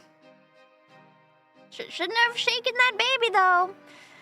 Grandfather and Baroness Lodor engage in small talk over dinner. She tells him of the woes of litigation over her late husband's inheritance, and he advises her like the judge he is. Father is mostly silent, only getting in a word or two. You do your absolute best to behave yourself. After the decorous farewells to Lady Lodor, Father quietly thanks you for your model behavior. The morning after he leaves for Eterna with Grandfather to visit Stefan, Mother spends... Oh, the morning after he leaves with Grandfather. Mother spends almost an entire day in her bedroom. You cannot bring yourself to speak to her. Father returns from the capital in a quiet rage. You overhear your parents talking. Apparently, Grandfather has already poisoned Stefan's mind against him. And he greeted Father with cold hostility. The name of Baroness Elodor was never mentioned in the house again. Okay, it was all for nothing. Just sowing discontent within our household.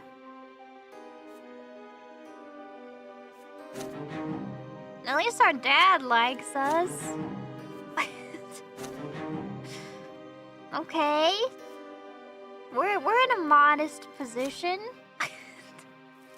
Blessed Grandpa. We're 7 years old. We're almost grown up. We'll get her one day. We'll meet her in 20 years. Kaleidoscope. Father now checks on your studies often and nitpicks you for sitting or eating or speaking in an incorrect fashion. Once he becomes so annoyed, he says that he wishes Stefan had been the one to stay home instead of you. I thought he had a falling out with Stefan. Never expected to... I thought he likes me! You never expected to hear those words from your father, of all people. Grandfather's trip to the capital took longer than expected. It feels lighter around the house without his presence. You allow yourself a little change of scenery. Instead of your room, you now busy yourself with reading and calculations in the sitting room across from the open door to the yard. Gloria has joined you today. She has already helped you progress through several complex passages in the book. By now she seems preoccupied with a strange tube. Aren't you hurt by the way Grandfather treats you, you ask? Gloria just shrugs. Grandfather always says they should get rid of me. I'm used to it now. He hurts you a lot worse because you're closer to him. I just have to stay out of his way, that's it. He really does hurt me a lot worse because he killed me. She shows you the strange tube she's been holding all day. Look, it's a kaleidoscope. I got it as a gift. Want to see it? Excited by the idea, you close the book and peer into the tiny hole on one end of the tube.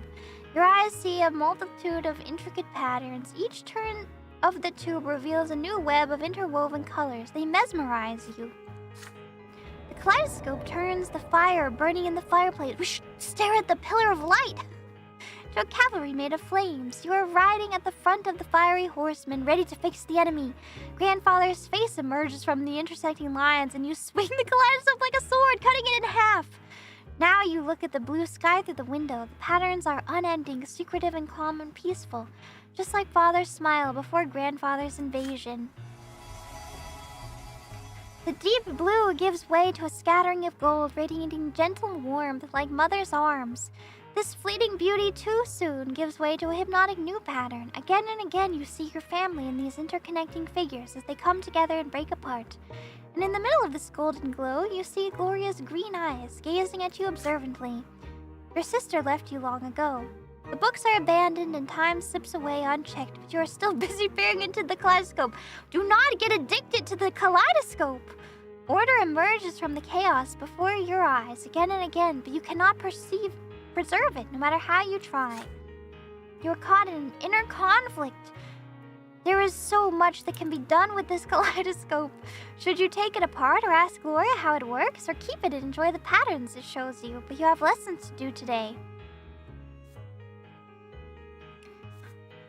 I feel like now would be a good time to farm some willpower. Yeah. Keep looking through it. Get addicted to the kaleidoscope. What's the worst that could happen? Exactly, it's not ours to take apart.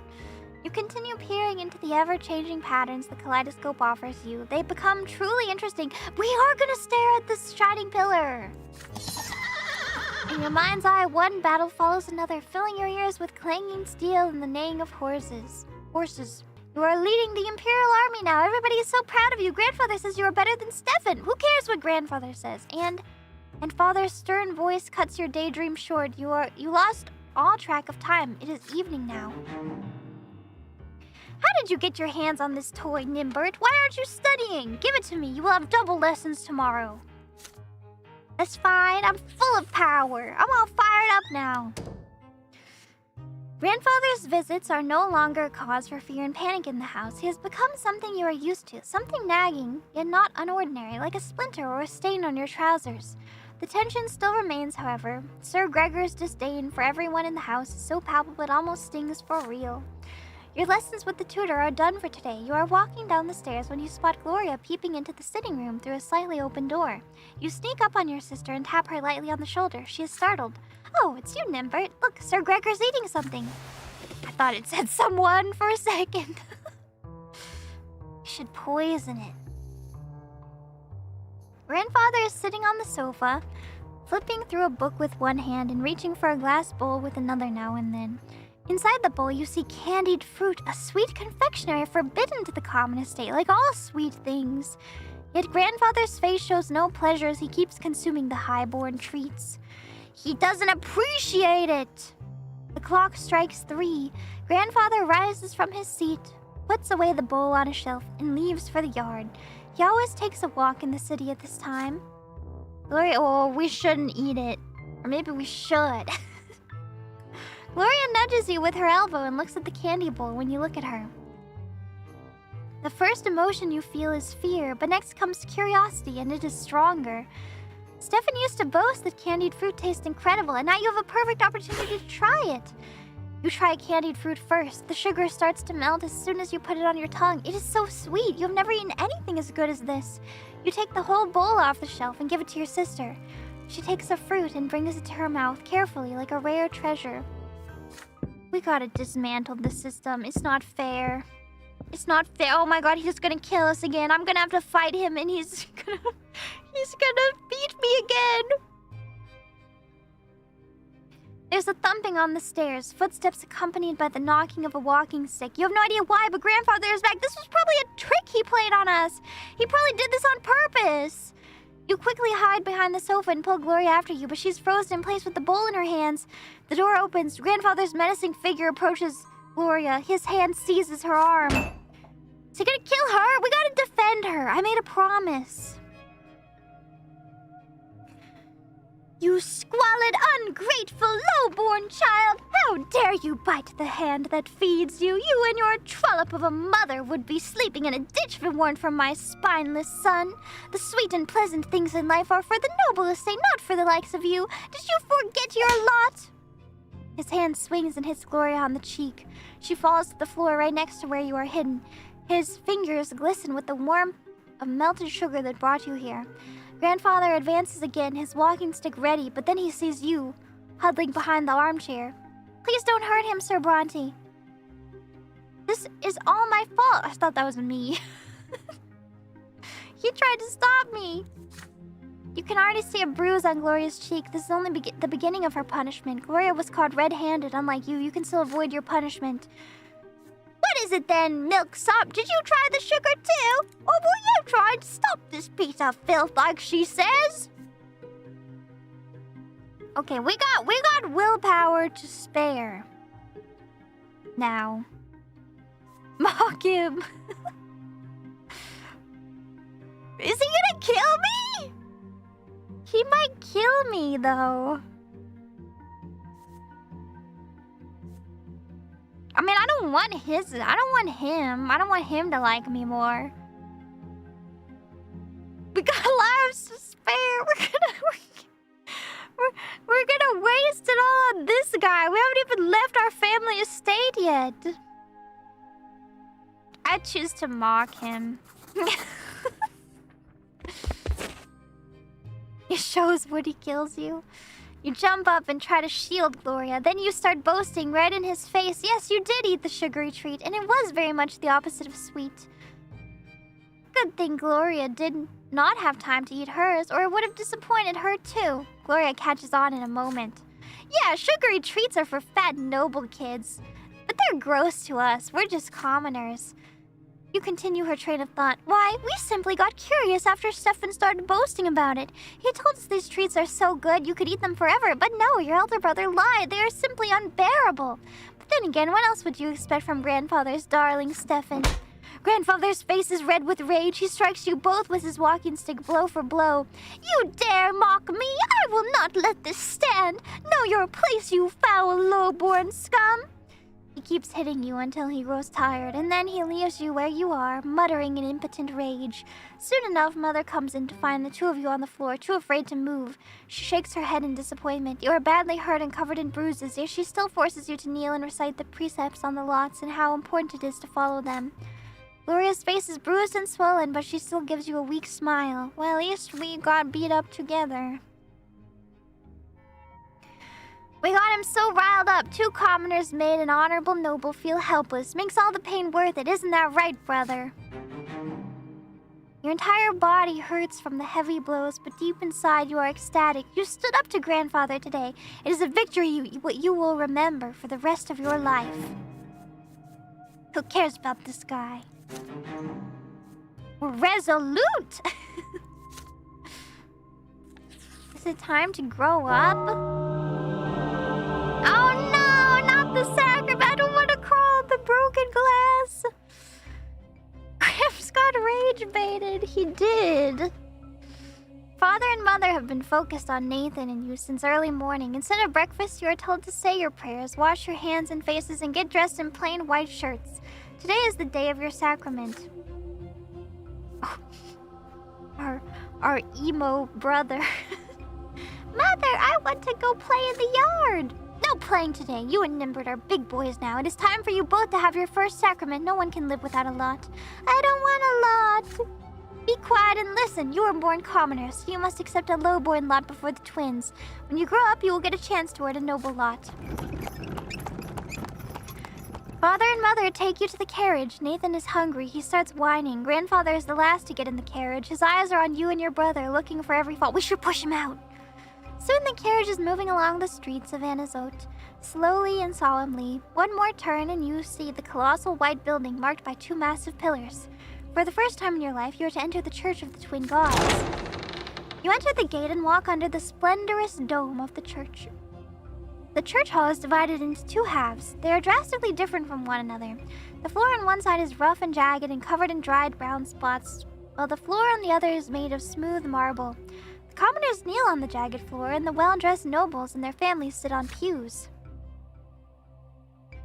Father and grandfather leave you to sit on one of the nobles' pews.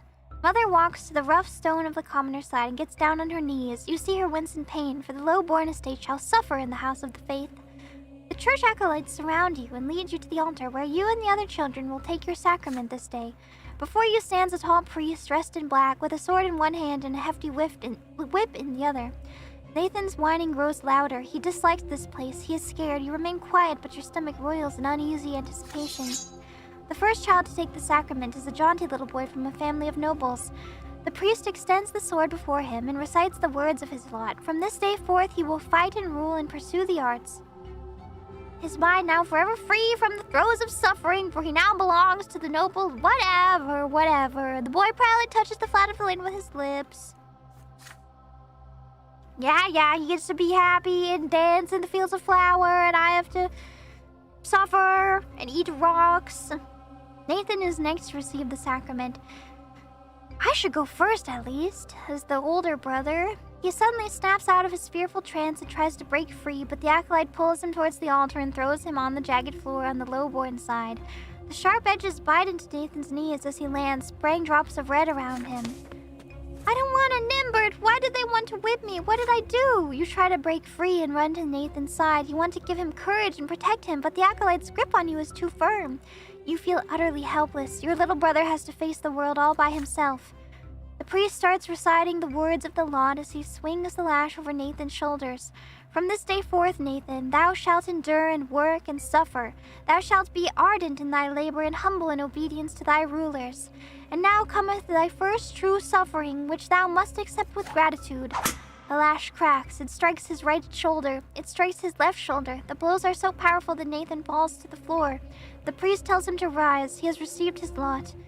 Nathan gets on his feet and drags himself toward Mother. His knee is torn and bloodied, his spirit broken. It is your turn.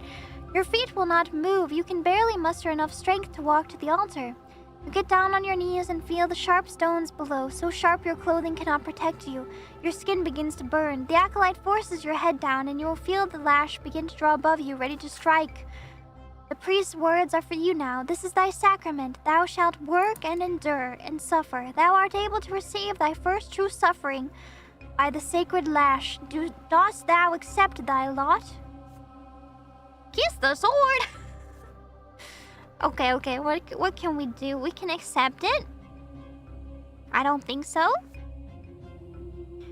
We can raise our head to get some more willpower. Can catch the lash for +1 determination. That would be pretty cool. We can kiss the sword. Destiny, a nobleman's sacrament. Gregor will like it. Ray's head is aura farming. What is kiss the sword? I don't know. Does it mean that we'll be a noble? We have it unlocked, but it just costs willpower to do this one. Means we have I don't want any lot. I defy all the lots, you know?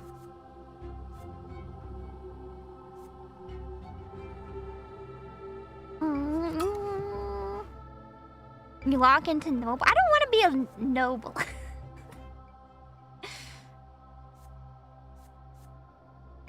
Is it? I don't want to be a good noble and eat fruit. I want to destroy the system. I want to meet my shadow demon again. Yeah, I think we should farm determination. I catch the lash. In defiance.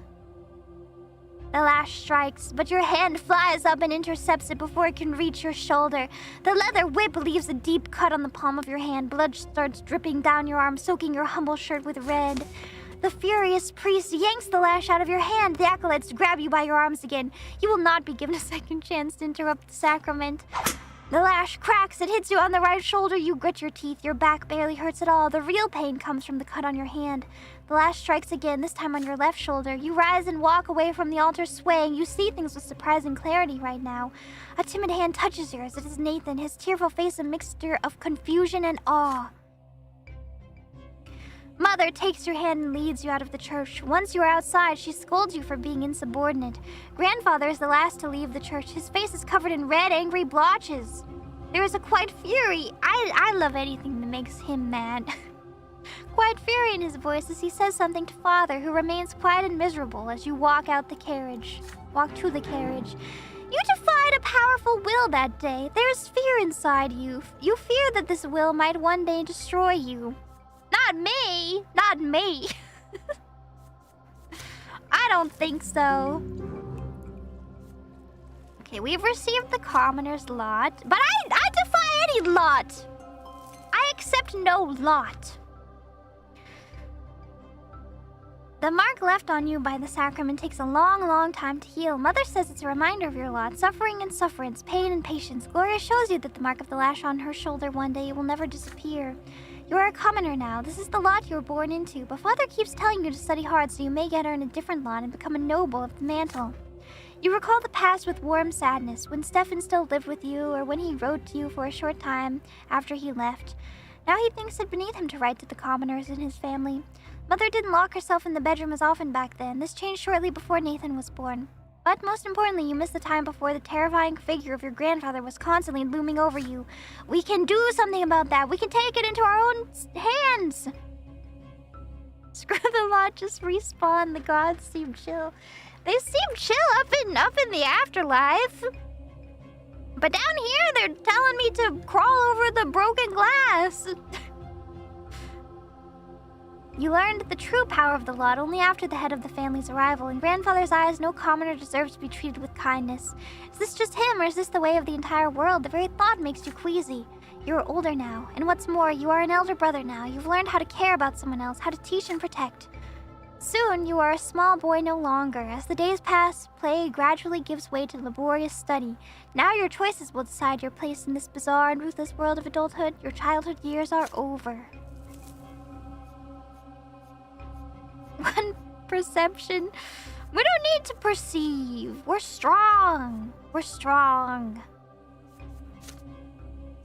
We're resolute. Inattentive. We don't need to be insightful. We will persevere. Died once. If we're full of power, I'm ready. We're headstrong. Oh my gosh, this game takes longer than I thought. Probably because I'm reading everything out loud. That's okay. I was growing up fast. The school, I get a break from reading. The streets, and the whole wide world awaited me beyond the gate of my parents' house. What do I get to do now? As an adolescent, we're 8 years old. The voice still stuns you, I know. Deep voice for an 8-year-old. You've lived in this world for 8 years now. As you grow older, life grows more complex. The world of your childhood was limited to your house and family, but now that realm is expanding. It includes your neighborhood, the nearby houses, the street of the ancient city of Anazot. A question now looms over you, growing more pressing with each passing year. What will your place be in this vast outside world? Few people in the blessed Arcanian Empire trouble themselves with this question. It is not within a man or woman's power to choose. Their destiny is predetermined by their birth and those who bore them. And yet your peculiar birth has granted you a choice. Your father is a man of nobility, a worthy example in the matters of duty and honor. Your mother is a commoner of lowly estate, humility and patience made flesh. And your sky is ablaze day and night with the light of the shining pillar, the beacon of the clergy. But what about the shadow? Your back bears the mark of the lash. Will you accept the drudgery and suffering that is the lot of the lowborn for your entire life? Or will you follow in the footsteps of your father and your father's father and fight for the right to serve the Empire as a noble of the mantle? Perhaps will you follow the twins' god word and offer spiritual guidance to others? None of the above! I make my own path! I know I missed the shadow. we haven't seen it in a while. Wait, did we get more new stats? Wait, what happened to my determination? We get new stats. Do I get to keep my determination though? We're unprincipled. Oh God! Ingenuity. I think we want to go ingenuity mode. I think we want to become smart.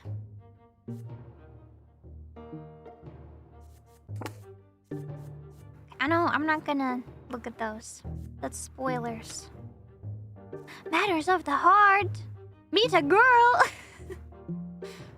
Sophia! Sorry, hold on, I don't want to see this. This is spoilers, maybe. We've died once. Oh, my relations now. No relations. Map of the Empire. Oh my gosh, the world has gotten a lot bigger. Is this the whole world? Can I affect the world? I can try. We can try.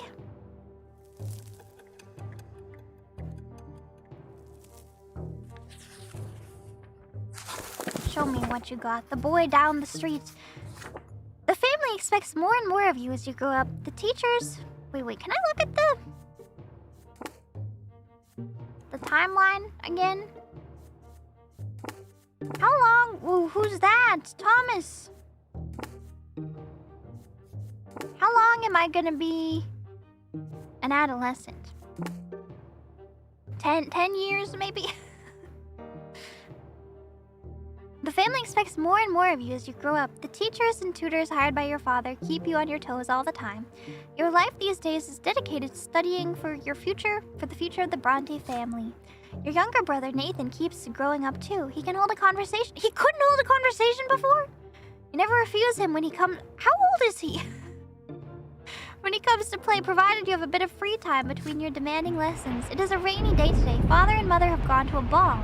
They left Nathan in your care. You lose track of time over the books in the sitting room, and Nathan goes off all alone to splash in the creek. He's gonna drown. Soon you hear his voice begging you to come outside. He's on the porch, sobbing, all covered in dirt. You walk up to him as he continues to bawl. It's all that kid. He pushed me into the ditch and called me names. He said I was a fancy pants fool. He said I'll call my brother. Well, you did. He's still there. You have to go punch him, Nimbirds. Nathan points at a lopsided wooden house further down the street where the poorer artisans live. You see two boys lingering there on the porch. They are clearly both commoners, but far from poor. One of them is almost as tall as Nathan, and he frowns in a funny way, just like him. The other looks older, almost your age, but he is more broad-shouldered and taller. His name is Thomas. You've heard it before. There, Nimbert, that's him! You want me to beat him up for you? Alright, I'll beat them up for you. Nathan points to the younger boy and hides behind your back. Thomas grins and rolls up his sleeves to reveal strong forearms. He must have been helping his father with manual labor for quite some time. Listen up, rich boys. We don't give a damn about you or your friendship. We don't let nobody call our home a stinking... Did you call his home a stinking rat hole? Your little brother earned his ditch dive. Maybe next time he'll dress normal and stop picking fights with people who can throw him in the mud. Your hands clench into fists before you react. Nathan called them names first. No wonder they did the same. Well, I'm pretty sure I beat people up for less. That's how it goes, but pushing your brother into a ditch is too much. Thomas stands tall and confident. He sees no threat in you. You're about to get ready for a fight when you feel a tug on your sleeve. You turn your head to see Nathan, the one who started this whole mess. He has something important to say? I mean, that seems good. Oh, because he's grateful to us. Solve the matter peacefully. But we could get points. Ingenuity. Say your brother's to blame. Alright, let's listen to him. It seems like free willpower. We might as well. Because he likes us. Because we saved his life when he was just a baby. Nathan keeps tugging on your sleeve harder and harder. Finally, you turn to look at him. Don't fight him, please. Look, he's huge. Let's go home. Who cares about them? You're all sweaty. Are you gonna listen to your little brother and walk away like a coward? All you rich boys are chickens. You do nothing but squawk. But when the push comes to shove, you run home to mommy.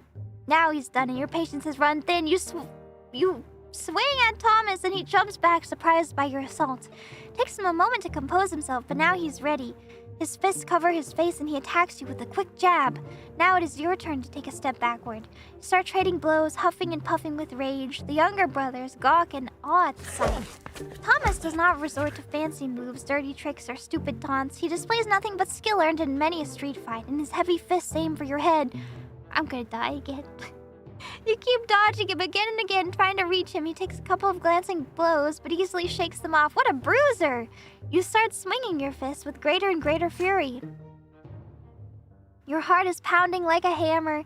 You see nothing but the foe in front of you. How much longer will this take? You're worn out, your breath grows ragged, and your muscles grow heavy. But there is no way you can give up now. Nathan is watching you. Desperate and out of options, you swing and punch Thomas square in the nose, then immediately let his fist smack you in the temple. The blow rings through your head like a bell and blinds you for a moment. The world swims before your eyes. You clutch at your head and get your bearings. Thomas is standing in front of you, blood dripping from his nose. You no longer want to fight it out, and it seems your opponent would rather end it too. But you keep standing there, eyeing each other angrily. Then suddenly, you hear an angry shout right next to you. An enraged man in a craftsman's apron is shaking his fist. Thomas's face contorts in terror right away. It's my father! Run! The punishment for fighting is flogging, and the mere prospect of that makes you run like the wind. Thomas sprints in front of you. Maybe we can all be friends after this. We could bond. You dash across the wooden planks of the back alley, up and over a lopsided fence, across a giant puddle in one leap, and then forward into the tall grass. There might be Pokemon there. Watch out for Bulbasaurs. You hide there and stay quiet. You hear no sounds of pursuit. You exchange glances with Thomas and start laughing. His laughter is loud and infectious, but soon he cuts it short and grows sadder. I'm gonna get flogged anyways. My dad's always quick to give me a beating. Oh, we should befriend him. Let's be friends. And then he'll start nagging me about the lots and the prayers for the days like he always does. Why do I always get myself mixed up in this stuff? But fighting's the only way to prove you're worth anything, right? The adults didn't see you fighting, you tell him, so all you have to do now is convince them you weren't. Nosebleeds happen, right? Mother gets nosebleeds all the time. Well, we could try it. Let's hope our little brothers don't tell on us. I'll talk to mine. There's a scratch on your head. Don't let them see it. Good thing I didn't hit you in the face. There, good as new. Aw. We're making friends. But I'm bonded in the fighting arena. You assure him that Nathan will never tell, and in return, you'll make sure he behaves himself so he won't get tossed into a ditch again. With that, you shake hands with Thomas. His handshake is as strong as you would expect based on his fists. You make your way out of the tall grass. You need to leave before Thomas's father goes to your family and complains about breaking the law. You come to a realization on the way back. You had no idea the place where you were hiding even existed, and it wasn't too far from home. Thomas smiles in excitement when he hears this. Oh, I know lots of places like that. I'll tell you one. If we get out of this mess today, I'll show you the way to the old fortress wall. It's the perfect place to build your own fort. I dragged a bunch of wooden planks there. Too bad it's no fun to build alone. He wants to play Minecraft. My brother never helps. He just gets in the way. Friends! Who would have thought? You emerge from the muddy back alleys, united by a secret only the two of you know. It seems you've made a friend today. And willpower. We gotta spend some of our points, some of our willpower.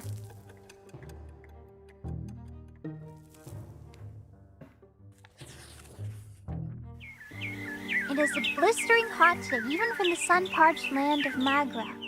As soon as you are done with your studies, you dash outdoors and out of the stuffy room. You and Thomas roll up your shirt sleeves, but it barely helps. You would gladly go shirtless had you only been in the company of other boys. But there are 3 girls in the yard today. They are doing the laundry in a big wash tub, whispering and giggling. If you could, you would gladly keep watching one of them. She has the big eyes of deep blue. Is this a little bit of a romance? Her dark hair is braided and her plain gray dress is mended and patched all over. Her name is Sophia. Sophia, I'm pretty sure she's gonna be in payroll later because I saw the spoiler. She throws her head back a little when she laughs. The rays of sun are reflected in her eyes. You, Thomas, and the other boys keep telling silly stories, anything to make her laugh. You sure love telling tall tales, Nimbert. Oh, I remembered this one time. But then Sophia hears a voice calling her home. She nods to you and runs across the street, smiling. Her light steps carry her forward, but her eyes are looking elsewhere. But then a stone on the road catches her foot. She stumbles and falls flat into the dust. I didn't see anything. Oh my god! Never mind, I saw something! The street starts shaking from the thundering of hooves. Riders appear on the road from around the corner. They bear a coat of arms you recognize right away. A sable serpent blade upon a field of vert. It symbolizes the Melanidas dynasty, the family of your province's archduke. The horses dash forward. A lost wooden toy on the road cracks under their hooves. They will not slow down. They are nobles, and the rest must make way for them. Sophia is in their way, just now starting to get back on her feet. Her mother is crying for her desperately from behind the fence door. You freeze in terror. The riders surely see the girl. Are they going to stop, or are they going to trample her? In only a few moments, the beautiful girl will be toppled, trampled, and crushed. Relations, Sophia. Oh, she gets multiple deaths too. What's that letter? That's why people are so careless, because everybody gets 4 deaths. But you never know if somebody's on her last death. Holy moly, you get stats from this. Oh, I die? Sophia saved? Do I die from this? Holy stats. Well, the stats though, for the romance, all right. For the stats and the romance. You throw yourself blindly into the road, swinging your arms wildly. Dazed by the sound of the thundering hooves, you can see nothing in the dust. For a brief moment, the horses slow down, just long enough for Sophia to get back on her feet and flee to the roadside. But then the riders dig their spurs in. Dozens of hooves knock you off your feet and roll across your body. That's not good. Your bones crack, break, and crumble. Your ears are ripped apart by the thundering rhythm of the ride. Your innards are pulverized. The last thing you remember is the sound of your own skull caving in. Okay. Impenetrable darkness surrounds you. You stand alone, bare to your very essence. It paralyzes you. You have an urge to cover yourself, to hide. No one should see you so vulnerable. But you cannot conceal the truth in this place. You are bathed in an unbearably bright light. It has no hint of warmth in it. It is blinding. It leaves no shadows in the entire world. It is the light of the shining pillar itself. In this radiance, you can clearly see all your thoughts and doubts, your errors and transgressions, the contradictions that have permeated you since birth. Are they mad because I keep disobeying them? They cover you from head to toe like rough gray tatters, but they melt away in this light. You are naked. You feel liberated and whole. It is as though all the wounds and cracks in your soul have been healed, making it the way it should be. It is as though the scales have fallen from your eyes. You see the true shapes of things now. These are the laws by which the world abides, the grand design that moves life itself. Grand design? Mind flayers? You tread a path that is barely visible in the blinding light, giving shape to everything. In this light, you see the infinite complexity of the world, from the tiniest leaf to the enormity of the empire. And this world maintains its balance by virtue of the law that was embedded in it during the art of creation. Ahead of you, 2 figures are walking the path. They are gigantic, many times taller than a man. The elder holds a lash, the younger a sword. Have they always held those? Oh, I get it. This guy's the guy who lashes the commoners, and then this guy's the guy who allows the nobles to eat fruits. The younger gazes at you sternly, coldly. You kneel obediently before him and lower your head. The god raises his sword above you. This is divine retribution. There is no law without it, nor can there be. Every action has its consequences. This is what shapes the world, makes its very existence possible. In this moment, beneath the gaze of the merciless God, you can comprehend the law that binds the entire world together. Which manifestation of the law will you live by? I defy the design of the gods and the law that binds it together. See, I feel like I'm going like against the grain, but I bet everybody does this the first time they play the game. I bet everybody defies these laws. We rebel! Just like everyone else, the blade flashes. The younger sword slashes through the air above your head. You do not deserve your final punishment. The law demands that you continue your life. Your form has not been completely destroyed, nor has that of the world. The younger extends his gigantic hand and shows you the way. You must proceed. The path leads you to the top of the crown of the silver tree, spread wide in the white gleam. The branches are close now. It is time to descend. You are drawn downward into the darkness. The shadows that had dispersed in the blinding light glow. The blinding glow creep around you and envelop you. This is to be expected, but the purity and clarity of spirit are still with you. Something is forcing your throat open. Arid scratches you on the inside. Your soul is filled with struggle again, with the contradictions from which the fabric of this world and you yourself are woven. The divine light that gave you clarity is fading away with each passing moment. You have to open your eyes. Above you is the dark ceiling of the crypt. Why do they keep putting me in there? Don't they know I'm only on my second death? Can't I stay in bed? It's scary to wake up in the crypt. Then you can feel again. You sense your body, head, arms, and legs. The light fades around you, obedient before a will that is stronger than you. You return to the world. Such is the law of the twins. You will return to the world until the time of your true death, and in this world you will have a body with which to feel pain and suffering and pleasure. You smell a sickly, moist odor. You open your eyes and see the figures of mother and father in the gloom. At least they showed up. I was kind of scared they wouldn't even show up to see me on my second death. Speaking to each other quietly, they stop as soon as they hear you gasp. Mother runs to you and locks you in an embrace. His father wraps you in his cloak. Neither of them says a word as they lead you out to the surface and back home. You've met a terrible end, my son. You were trampled by those horses. Don't be so careless ever again. The lives you were granted by the twin gods are not to be wasted so recklessly. Didn't you hear what I did, Dad? Aren't you proud of me? You would be punished for this, but the twins have already meted out their punishment. What punishment? You tremble, your steps unsteady as you learn how to move again. Your body is eerily smooth, fresh, and renewed. Even the recent scars and scratches are all gone. But there is something new on it, a fresh black mark, a reminder of your lesser death beneath these hooves. Remember that, by the twins' mercy, we are all given enough time in this world. Should you die before your time, they will be brought back by their grace. For 3 times they will rescue you from a terrible fate, but the 4th death is true and final for all. We might be a little bit ahead of schedule here. Every loss of a life we were granted at our birth is a heavy blow to us. But the gods told us not to mourn a lesser death, and so we will humbly accept this and move on. See, your body has been reborn anew, with all your wounds healed. Already used 50%, but 9 years old? Do not mourn your loss of life, my son, but thank the twin gods for their justice. Do not speak of this, and do not ever play by that road again if you wish to keep on living. I wasn't playing! I was saving Sophia! You don't understand, Mom. You cautiously go back outside the next day. Children from the neighborhood surround you. They all saw you get trampled, and now they'll ask you the same question. What was it like to die? They don't know! What, you guys haven't even used 1 life yet? I'm on my 3rd already.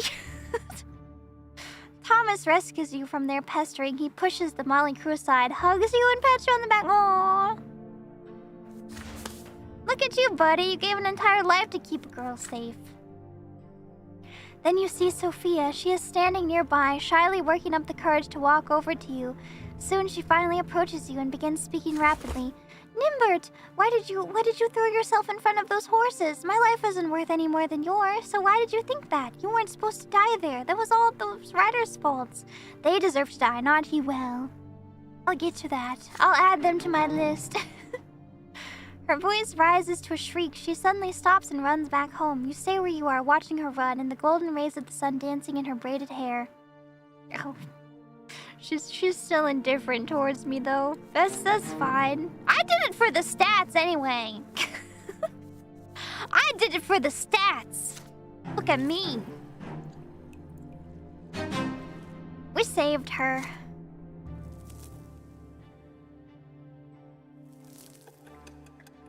How old are we? We're 10. 10 years old.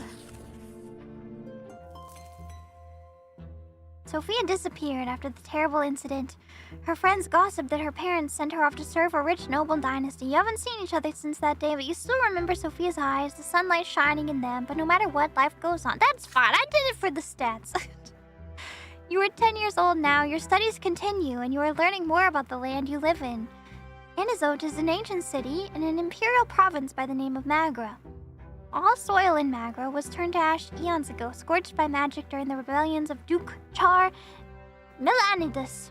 The magical arts are all but gone now, but the scorched earth has remained barren and infertile ever since. Seems like a bad place to live. Can't even grow anything. Since then, the entire province had laid barren, tormented by cold and scorched winds in equal measure, with few precious plants taking root on their own. All fertile land in Magra is bound elsewhere and brought here by an endless caravan of carts and carriages. To pay for food and soil, the cities of Magra became skilled in many trades, primarily mining and digging for metals and stone. Last fall, there was an explosion just outside the city, followed by clouds of thick smoke. The first such incident frightened the citizens, but then explosions and smoke became an everyday occurrence. Soon everyone grew used to it. Father explains that the miners are using a new invention called gunpowder. It makes it easier for them to reach the precious stones and metals buried deep within the earth. Then one day, a thunderous explosion rocks the city, and black, billowing smoke covers the houses. People are stuck in their homes, all windows tightly shut. The air is impossible to breathe. Nathan coughs all the time. Gloria and you cough only when nobody's watching. If Mother hears it, she'll make you inhale those hot herbal vapors, just like Nathan. It takes 2 days for the black smoke to disperse. Oh, great. We're doomed. People pour out onto the streets to meet their friends. Thomas is eager to share everything he knows about this incident with you. They took lots of burnt-up people to the city temple. Mom told me she was helping the healers. There are many rumors. Some claim it was the work of a beast stirred from its slumber, while others say it was the surviving witches that... Can I become a witch? That continued to threaten the order in the Empire with their accursed powers. I should! I want to threaten the order! But as for you, you patiently wait for Father to come back home, and then you'll ask him about it. Father spends day and night working at the prefecture, while Mother spends all her time in prayer. It takes a full week for Father to finally come home, and he's almost completely spent. You muster enough courage during dinner to ask him what happened outside the city. Father raises his head, his face a bleak, weary mask, and starts muttering his proclamation. It's almost as if he doesn't see you. It's the mine outside the city. They were trying to get a vein of ore. There was an explosion. The mine caved in and the black smoke started flowing. Many workers died there. It's all because Count El Velasco, who owns the mines, wanted them to start mining the vein before they were ready. Some of the workers weren't even reborn. Perhaps the twins thought the final time had come. The prefecture... Some of the workers weren't even reborn. Perhaps the twins thought their final time had come. The prefecture had been inundated with complaints from families that have lost their breadwinners, asking the judges for help. Many people also lost their cattle to the black smoke. We gotta do something, gang! We gotta do something! Count El Velasco blames gunpowder for the disaster. The prefecture and the newspapers just repeat whatever he says, but it's plain old greed and tyranny of noblemen that are to blame. Can you say that, Robert? Are you allowed to say that? Why is the welfare of our province always paid for with commoners? Yeah, Robert, yeah! I'm with you. We should do something. We gotta do something, aren't we like 8? I mean, yeah. But we're learning about the world now. Come on, Dad. We gotta do something together. Then, without warning, he grows silent again. You keep thinking about it for days. Can a human life really end so easily? A single moment of bad luck and you die, only to re-emerge from the temple or the family crypt with a new black mark on your arm. Or worse, you remain where you fell, dead, never to be reborn again, ever. Maybe we need disorder, maybe. Maybe that's what we need. I mean, the uprising is coming, right? All the way in chapter 5, though? Maybe we just need to prepare. Prepare for it. During lunch, Father tells you to stay home in the evening and prepare to meet some important guests. Your elder brother Stefan will return home by dinner tonight. Joining him will be your grandfather, Gregor, as well as a noble friend of the family. You're excited about your brother's return. It has been years since you last saw him. How has he changed during his years away from home? You and Father await the guests anxiously. The doorbell rings. 3 people are standing outside. Grandfather is the first to come in, naturally. He has not changed a bit since his last visit, still eyeing the house with contempt, looking for any reason to demean it. Grandfather is followed by a stately young man who dressed in a jacket embroidered in silver, whom you barely recognized as your brother. Stefan casts a glance at your threadbare clothes, your dirty fingernails, and smirks. The last to enter the house is a personable gentleman with a worn-out, wrinkled face. You have heard a lot about this man from Father and Grandfather. He is Baron Augustin Elborn, Stefan's uncle, a family friend, and the province's prefect, which means that he is the head judge and thus Father's superior. Sir Elborn smiles lightly and offers you his hand. And this must be your younger son, Nimbert, yes? You might have your father's eyes, young man. Father bows slightly to Grandfather and Sir Elborn, but there is a moment of quiet when Stefan's turn comes. Father reaches out to him awkwardly, expecting an embrace. Oh. There is a question in Stefan's eyes as he looks at Grandfather. The old man shakes his head almost imperceptibly. We noblemen oughtn't put our emotions on public display, Father. Not even after a lengthy separation. I'll hug you, Dad. I'll hug you. There's no embrace. Instead, Stefan nods to Father curtly. He responds in kind, his face devoid of emotion. I think we can change Dad. I think we can get him on our side. After the greeting, you proceeded to the sitting room. Elborn is the first to enter. He kisses Mother's hand, and Glorious too, and tussles Nathan's hair after he sees him hiding by the table. Grandfather acknowledges them with a glum nod. Greetings, Lydia Brante. I remember you were kind to me when I was but a child, and you must be Nathan. You could barely walk when I saw you last. Your elder brother ignores Gloria completely, not even a greeting. This guy sucks now. You proceed to the dining room in a dignified manner and take your seats. The dishes smell delicious, but they merely punctuate the overwhelming tension at the table. Elborn is the only one with a friendly smile on his face. The dinner is splendid, Lydia. Did you choose the dishes yourself? You have a truly refined palate. It warms my heart to know Stefan spent his early years with you. Womanly care always does a child good, no matter the estate. Your fork freezes in the air halfway to your mouth. You expect many things from a noble of the sword, but words of praise for a low-born woman are not one of them. Maybe we can get him on our side, too. He always sucked. That's true.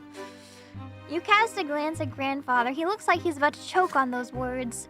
It would do my grandson more good to stay at boarding school among his equals. Please, Gregor, parenting is no less important. Nothing can replace a mother's love. I cannot deny it. It saddens me greatly that my late sister could not be there to raise Stefan.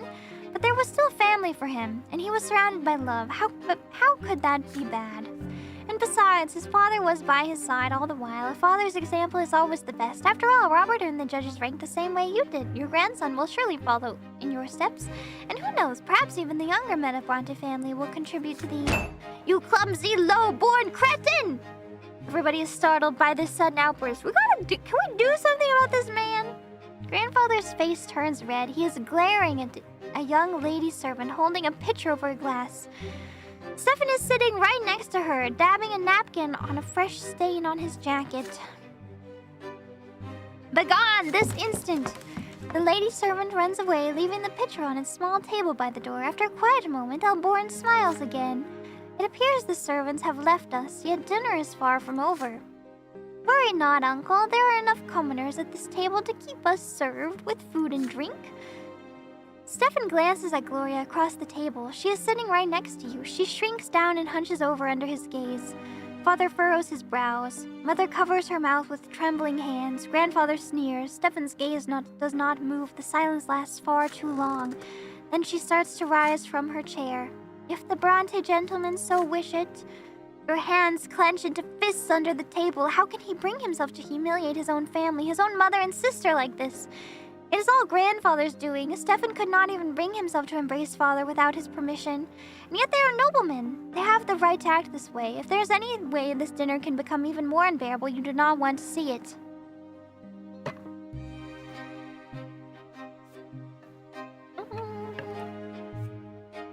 I don't want nobility.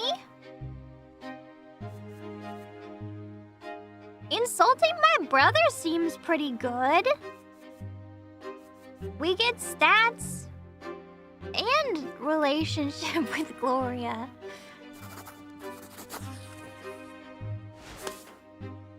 You are nothing but a simpering nobleman who thinks he's hot stuff. You grab Gloria by the arm and keep her seated.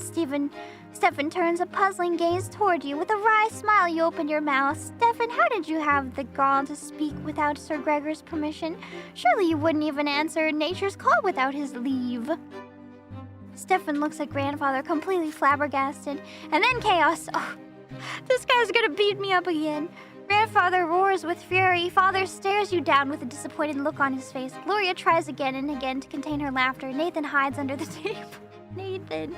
Sir Elborn is unsure what to do. Stefan looks like he's about to cry. Then Mother takes your hand and leads you out of the dining room. You expect to be locked in your room as usual, but instead she leads you outside to an unlit shed. Blocking you in here for the night, son. Your presence tonight would be an insult to our noble guests. It's time you learn the meaning of humility. I'm in the shed, whatever. Fine, I guess I'll live here then. I don't mind. I'll do it up nice. You do your best to fall asleep inside the shed on the cold wooden floor. Anything to make this rotten day end sooner. Grandfather's cries of outrage can still be heard from the house. Gloria sneaks out to the shed in the middle of the night. She calls to you from behind the wooden planks. There's gratitude in her voice. I never thought you would defy them like that. Really? You don't... I feel like you would know by now. I'm pretty defiant.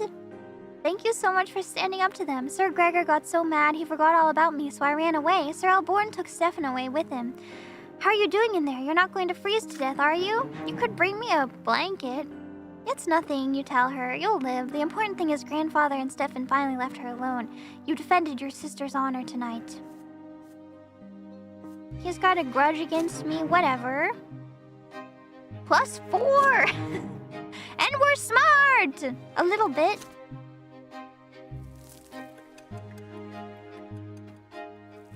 I'm locked in. She couldn't remove the plank. She couldn't throw a blanket in through the window. Well, we survive. Hot, dry wind sweeps through the city from the barren lands around it. The noble residents of Anazot prefer to remain in their chambers, while the commoners huddle in their tents or in the shade of the silver tree. You're on an errand right now. Your father wrote a letter to a nobleman acquaintance, and you are to deliver it. Thomas, the boy down the street, is tagging along. The two of you are inseparable now. That's cute. Although he's kind of indifferent towards me still. Wait, who's Octavia? Sorry, is that a spoiler? Is she about to show up? Octavia? The errand is an easy one, so you decide to take this opportunity to loiter around the part of Anazot where the nobles live. So here you are in the middle of the city square, resting on the ancient brickwork by the old fountain in the merciful shade of the gargantuan silver tree. Thomas is by your side, lazily slouching on the edge of the fountain's basin. It's a hard life for commoners like you and me. Either you break your back in a workshop day and night hoping someone will buy your goods someday, or you become a manservant to some noble. You never get a chance to enjoy life. This is our lot, you remind him. I would never say that. We work and endure and suffer, but Thomas waves your words away. Yeah, I know all that already. Mother keeps drilling that stuff into me. We must be humble, our strength is patience and persistence. So yeah, I say, but I want to make my fortune no matter what. So how ain't that living by my lot, I ask ya? But the lot, they ain't easy.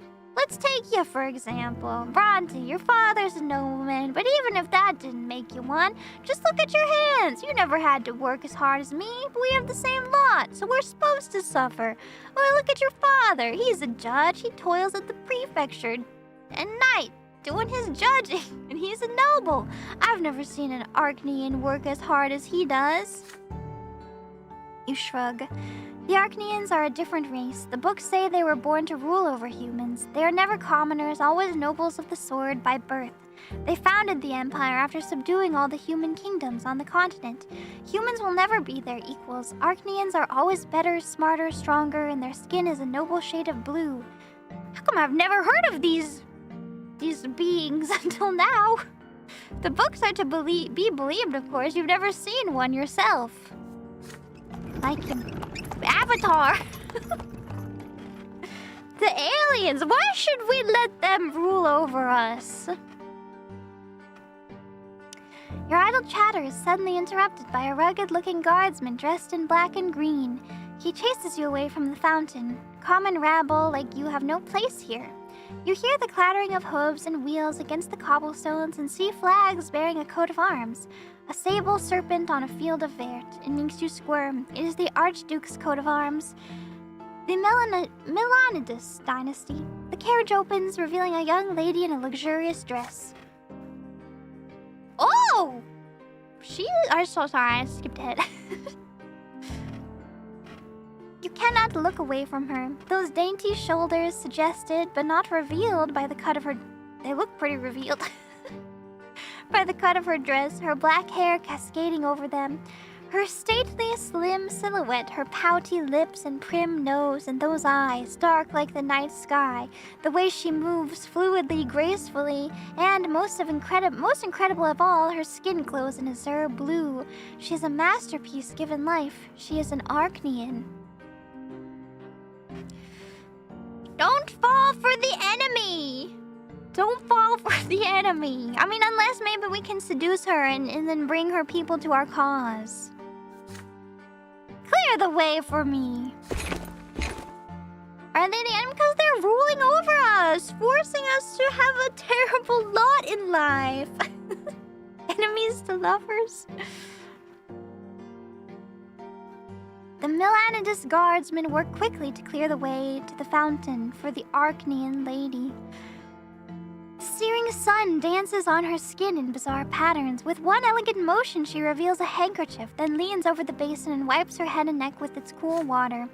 Well, I'll be. That's Octavia Melanides, our Archduke's own daughter. The Arachnean turns away and proceeds gracefully back to her carriage. You see something slip out of her hand and fall onto the cobblestones right next to you. Her handkerchief! It's right there by your feet. Intricate craftsmanship, expensive woven fabric, delicately decorated with emerald filigree. Your heart skips a beat. Will you dare draw the beautiful Arachnean's attention in order to return her lost possession? Would you rather not attempt to cross the chasm between you and her? Matters of the heart. She'll remember it. Can we actually? Or we can stash it. We might as well give it to her. Why not? What's the harm? It takes a moment to overcome your fear. You follow the young lady Melanides and call out to her in a nervous voice. She turns around, her beautiful face marred by a puzzled expression. You extend the dropped handkerchief toward her. Lady Octavia's face contorts into a sneer. She signs to the guardsman indifferently. Ah! Why am I always getting hit? A guardsman gauntlet-clad hand slaps you in the face. It rings your head like a heavy bell. Your nose cracks obediently under the staggering force. The rest of you follow suit and you fall prone. You can discern the guardsman's voice through the painful din of your ears. Should I take the handkerchief back, lady? After a commoner's hands have befouled it, let him wipe himself with it for all I care. Oh. Well, she remembers you. She remembers me. The carriage drives away. Thomas runs up to you and drags you. I should have picked Thomas. Drags you back to the fountain. Your head is still ringing from the blow. The fateful handkerchief is still crumpled in your hand. Well... I met a girl. Was that really romance, though? I don't know about that. I should have picked our bro. The girl evil. 12 years old now, you overhear an important conversation. It is a spring night, and Mother has just sent everyone to bed. You walk past Father's study and hear voices coming from beyond the door. Grandfather is yelling, and Father is replying quietly. The elder Brante men are fighting, arguing over the place of the commoners in the city. You sneak outside to avoid Mother's attention and hide next to the open window of the study. Perhaps they'll mention you too. That low-life idiot had the gall to pay me a visit and beg me for some service. He had the insolence to ask me outright. He thought I was going to support his claim for the chairman's seat in the lesser quorum. How dare he? Father, please listen. Mayor Egmont may be lowborn, but he carries a lot of clout in Magra. He owns 5 iron mines. A friend like him could be quite useful, should he become the chairman of the lesser quorum. The accents are coming out. It's almost 3 hours into the stream. The accents are coming out. I don't give a damn about who this Egmont is, Robert. What he is, however, is lowborn. His lot is humility and obedience. The likes of him can never rule anything. They're nothing but a flock of sheep that need a firm, noble hand to guide them. I wasted so many years trying to quash that quorum decree, but that accursed Cornelius Tempest did everything in his power to make the Emperor sign that pathetic screed, and now even lowlifes can wield power. True power, Robert! Just the right to discuss the size of the Archduke's tax, nothing more. That is only the beginning. What's next? Are they going to arm the lowlifes now? Make them into judges? If the Empire rejects the foundation and the lots, the entire edifice will crumble. Bah! Who am I to tell this? It is already crumbling, and you, my son and heir, are harbinger of its destruction. Father, I'm begging you, I do not wish to marry a third time. Lydia is a good wife and a dutiful mother to my children. If you would only allow her to, I will allow them nothing. Neither Egmont nor that freeloading wench of yours. What will you want me to do next? Live by the laws of the lowborn? I can already see where this is going, and I'd rather run my own sword through my gut than live a country where nobles and lowlives share the same rights. My only dream is to see the name of Brante in the Blue Book. But that dream will never come true. They will never call me Venerable El Brante, and it's all because of this... Oh, wait, that's still him. Oh, because of this marriage of yours. My only hope now is to hear Stefan addressed in such a manner one day. Thank the twins I didn't let you ruin that boy. He's about to grow up a true nobleman. His children will bear the name of El Brante. You have 2 more grandsons. The accent wasn't passed down. It's to differentiate them, you know? Those spineless milksops from the common lot, they're incapable of anything. The best your middle son could do is sneak into the Imperial College and get ennobled by the mantle, although I have grave doubts about him even that. As for the downtrodden Nathan, I sure hope no... I hold no hope for him whatsoever. It's getting better! The accent! If I keep it up, maybe it'll be passable. Maybe if I watch enough Game of Thrones. You hear grandfather's heavy footsteps and the thudding of his cane and the slamming of his door. It's time to sneak back home before you're discovered. Power. Oh! This is what we need. This is what we need. Commoners in power. I don't know about Reign of Terror. Bring on the Reign of Terror! Start studying at the school of Sir Tibber and begin to master the sciences. Reign of Terror! Well, Revelation of the Tree. I'm not so holy this time though. I mean, I don't have much stats of anything yet. Finally, the day comes when the teachers stop coming to the house. But before you can breathe a sigh of relief and put away the books, Father asks you to come to his study. You've grown, my son. It's time for you to continue your education away from home. I've chosen a deserving school for you, Sir Tipper's School for the children of noblemen and well-off commoners. I don't want to go to school. I want to hang out with my friends. Naturally, it is not a boarding school for nobles, so you will study there during the day and come home in the evenings. You share the news with your best friend Thomas. Sir Tipper's School, eh? Yeah, I gotta ask my parents to send me there too as soon as they get the coin together. Father says his workshop has toiled day and night for years to save up for my education. The school is based in an ancient estate of Arcanian design. The classrooms are tall and spacious with massive benches. The sounds of scraping quills and lectures on history and imperial law and theology echo under the vaulted ceilings. The rules are strict, the lessons tiring. Restless Thomas keeps getting distracted. Oh, so he is going to school. And several times he gets his hand slapped with a stick for it. Every teacher demands flawless mastery of their subject. Every day, Father asks you about your studies. You have already told him twice how Magra joined the Empire and how the Noble's Court of Honor is different from the Commoner's Civil Court in the city prefecture. But Father keeps pressuring you to work even harder. When it is time to go to bed, Mother will not let you go to sleep until you recite a newly learned prayer for, oh my gosh, the demands never end. And when it is time to go to school, you promised her that every day you will behave with great humility and steer clear of insolent behavior of any kind, for you still live by the commoner's lot, and that the lot is hard work and suffering, yada yada yada. Your first month in school draws to a close, and the teachers announce that there will be exams at the end of the month to determine the best and worst students in each subject. We're getting the rankings like at an anime. Oh no. Father insists that you devote all your spare time to studying law and history if you wish to follow in his footsteps. But when you speak to Mother every day, you start considering theology. You still remember the revelations and divine visions that came to you in your earliest years.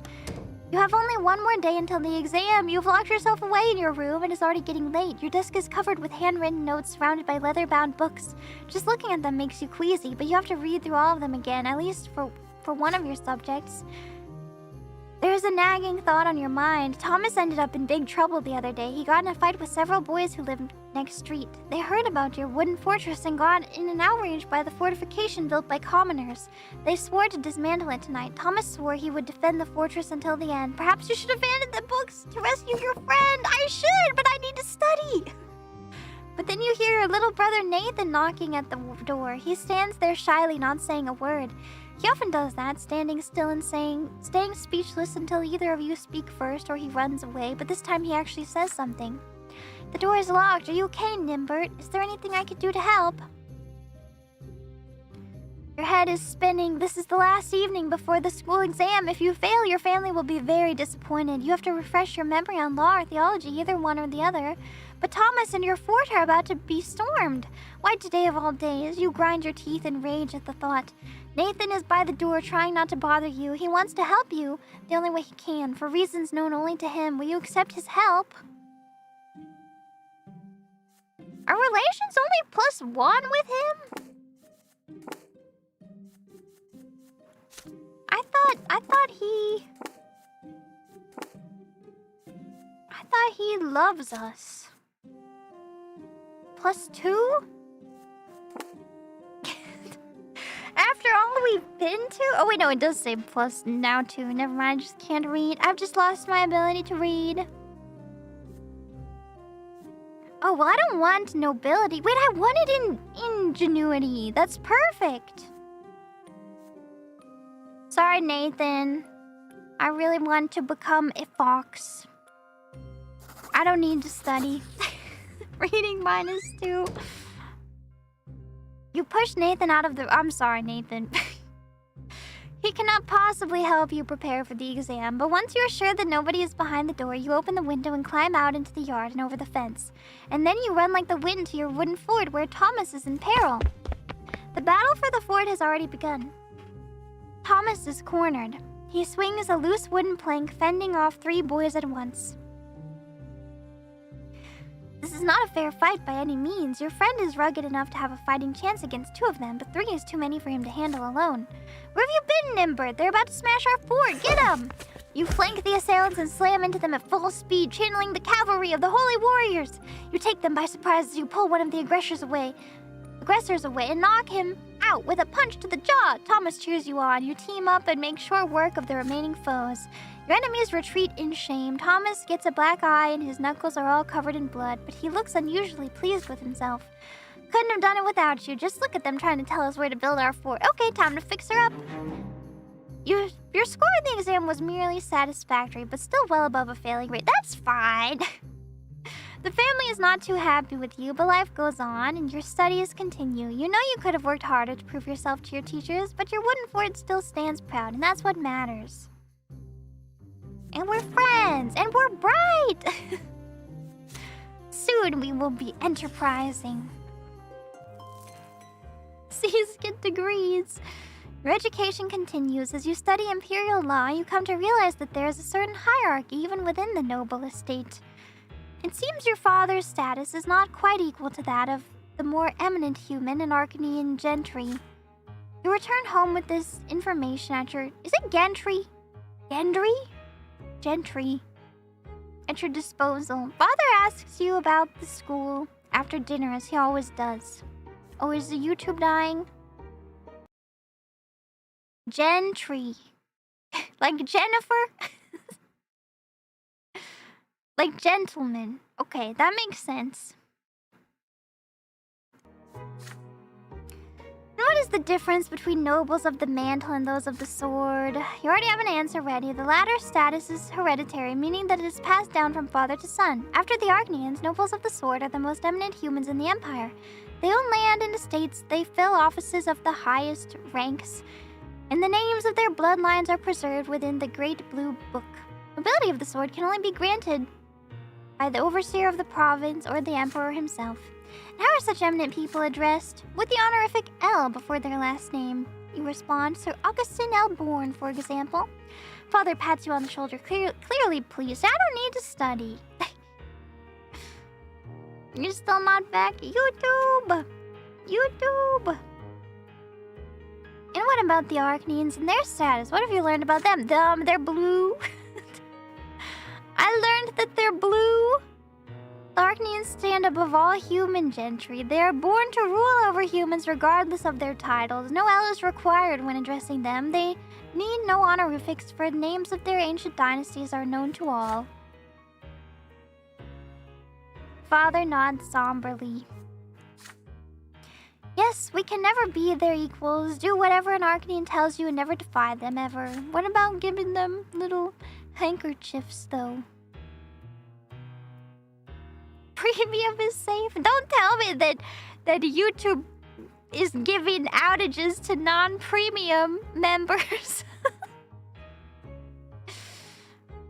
They wouldn't go so far as to that. They're gonna recreate Sir Brante in YouTube.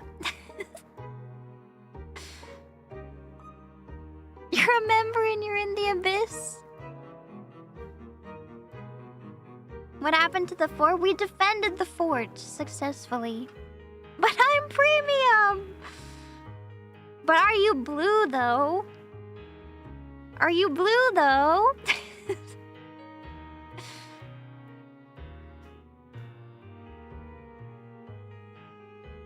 And what about grandfather and me? Where do we stand as nobles? That is easy. Father and grandfather are nobles of the mantle. This title cannot be inherited, but can be earned by any commoner as a reward for great service to the Empire and the Legion, or as a civil servant. Father suddenly grows quiet and looks you in the eye. Yes, and someday you will earn a noble title too, son, all in due time. I don't think so. I don't want a title. Sir Tibor's school teaches children of all stripes. Nobles of the mantle and low-born parents can send their sons here. And every passing day, the children of noblemen invent new ways to snub and bully the commoners. Most of the time, the bully leading them is Dideric, the son of the secretary for the city hall, and a self-important slob. The sons of the noblemen never pick on you. However, they know that your father has been ennobled by the mantle. However, Dideric... Die, Derek! Sorry. Naplings named Derek. I don't mean it. Derek and his retinue soon choose Thomas as their favorite victim.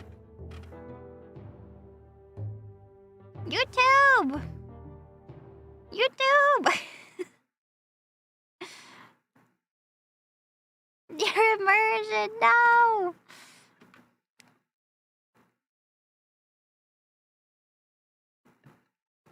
YouTube's come for everyone? No! No! Still here? Everyone panic! Don't panic! Don't panic!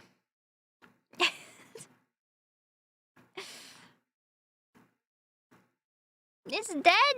No! Seems fine. I'm scared. Don't worry. Don't cry. The stream has had its second death. No! Only 2 more and it's gone for good.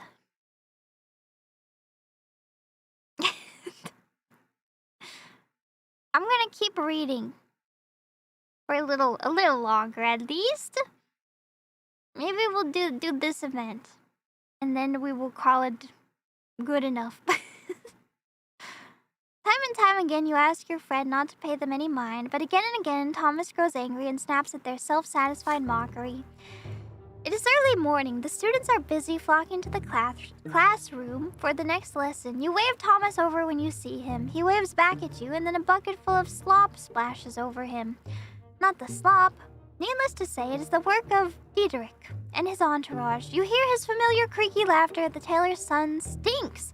How dare he sit next to decent folk? Thomas clenches his fists. You're dead, Diederik. He throws himself at Diederik's haughty entourage, like a soldier ready to wage war. He attacks them first. This is just what they expected, and they are free to retaliate. He barely makes one move before 4 pairs of hands grab him at once. Diederik sneers and kicks your friend in the belly. Thomas gasps for air and starts coughing. We need to do something! Do something! You stand between them as Diederik readies another kick. The nobleman's son cocks an eyebrow. Why do you mingle with commoners? He asks. Your father is a noble of the mantle. You ought to be friends with your own kind, your equals, not the dirt beneath your feet. Behind him, 4 boys hold Thomas down as he struggles furiously. Oh, it's locked. Oh, I don't want to do that anyway. I don't want to shake this guy's hand. The other students are watching you, frozen in fear. Diederik haughtily extends a hand to you. He clearly expects you to shake. Can I spit on it? Challenge him to a fight for +1 nobility. Turn him over to the teachers. I don't want to be a snitch. But I'm gonna for the points. For the smarty pants points. No snitching. I'm snitching. I'm snitching.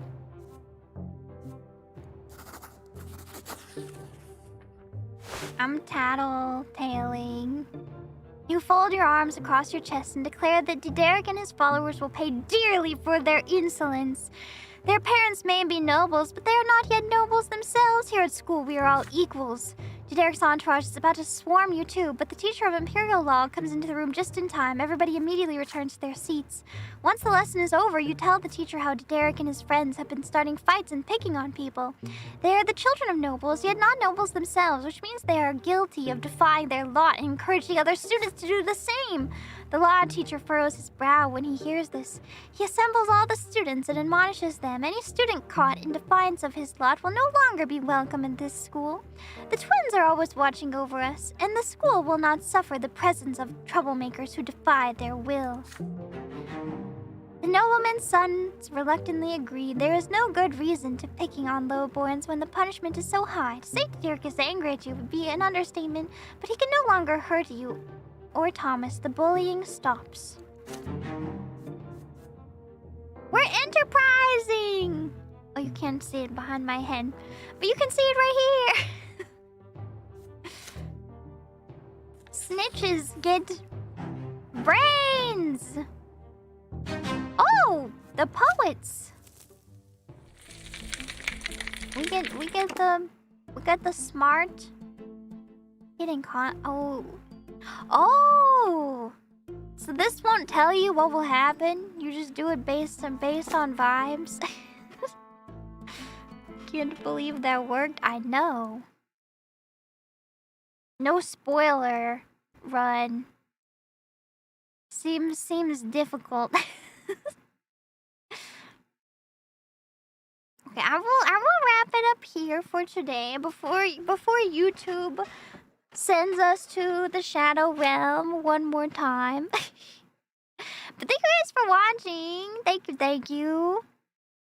We didn't get as far as we thought. I thought we could maybe live out a whole life. I guess it takes a long time. Well, maybe it's good. We didn't actually die.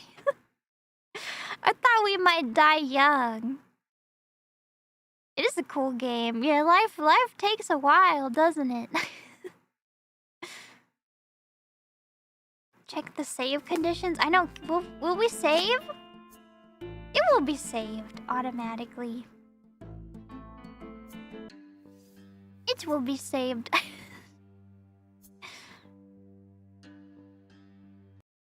Yes, Skyblock tomorrow. Minecraft Monday for real. Feel like you're watching an isekai anime. Is this anime? I do want to overthrow the avatar people, the blue avatar people. What's the plan for Skyblock? I don't even know. Make my house, make my cute house. I want to make the mob farm automatic, but I don't know what I need to make it automatic.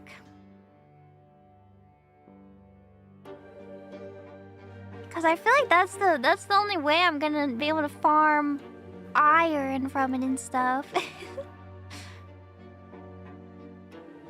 Hard to do in Skyblock. Yeah, like hoppers and campfires, maybe?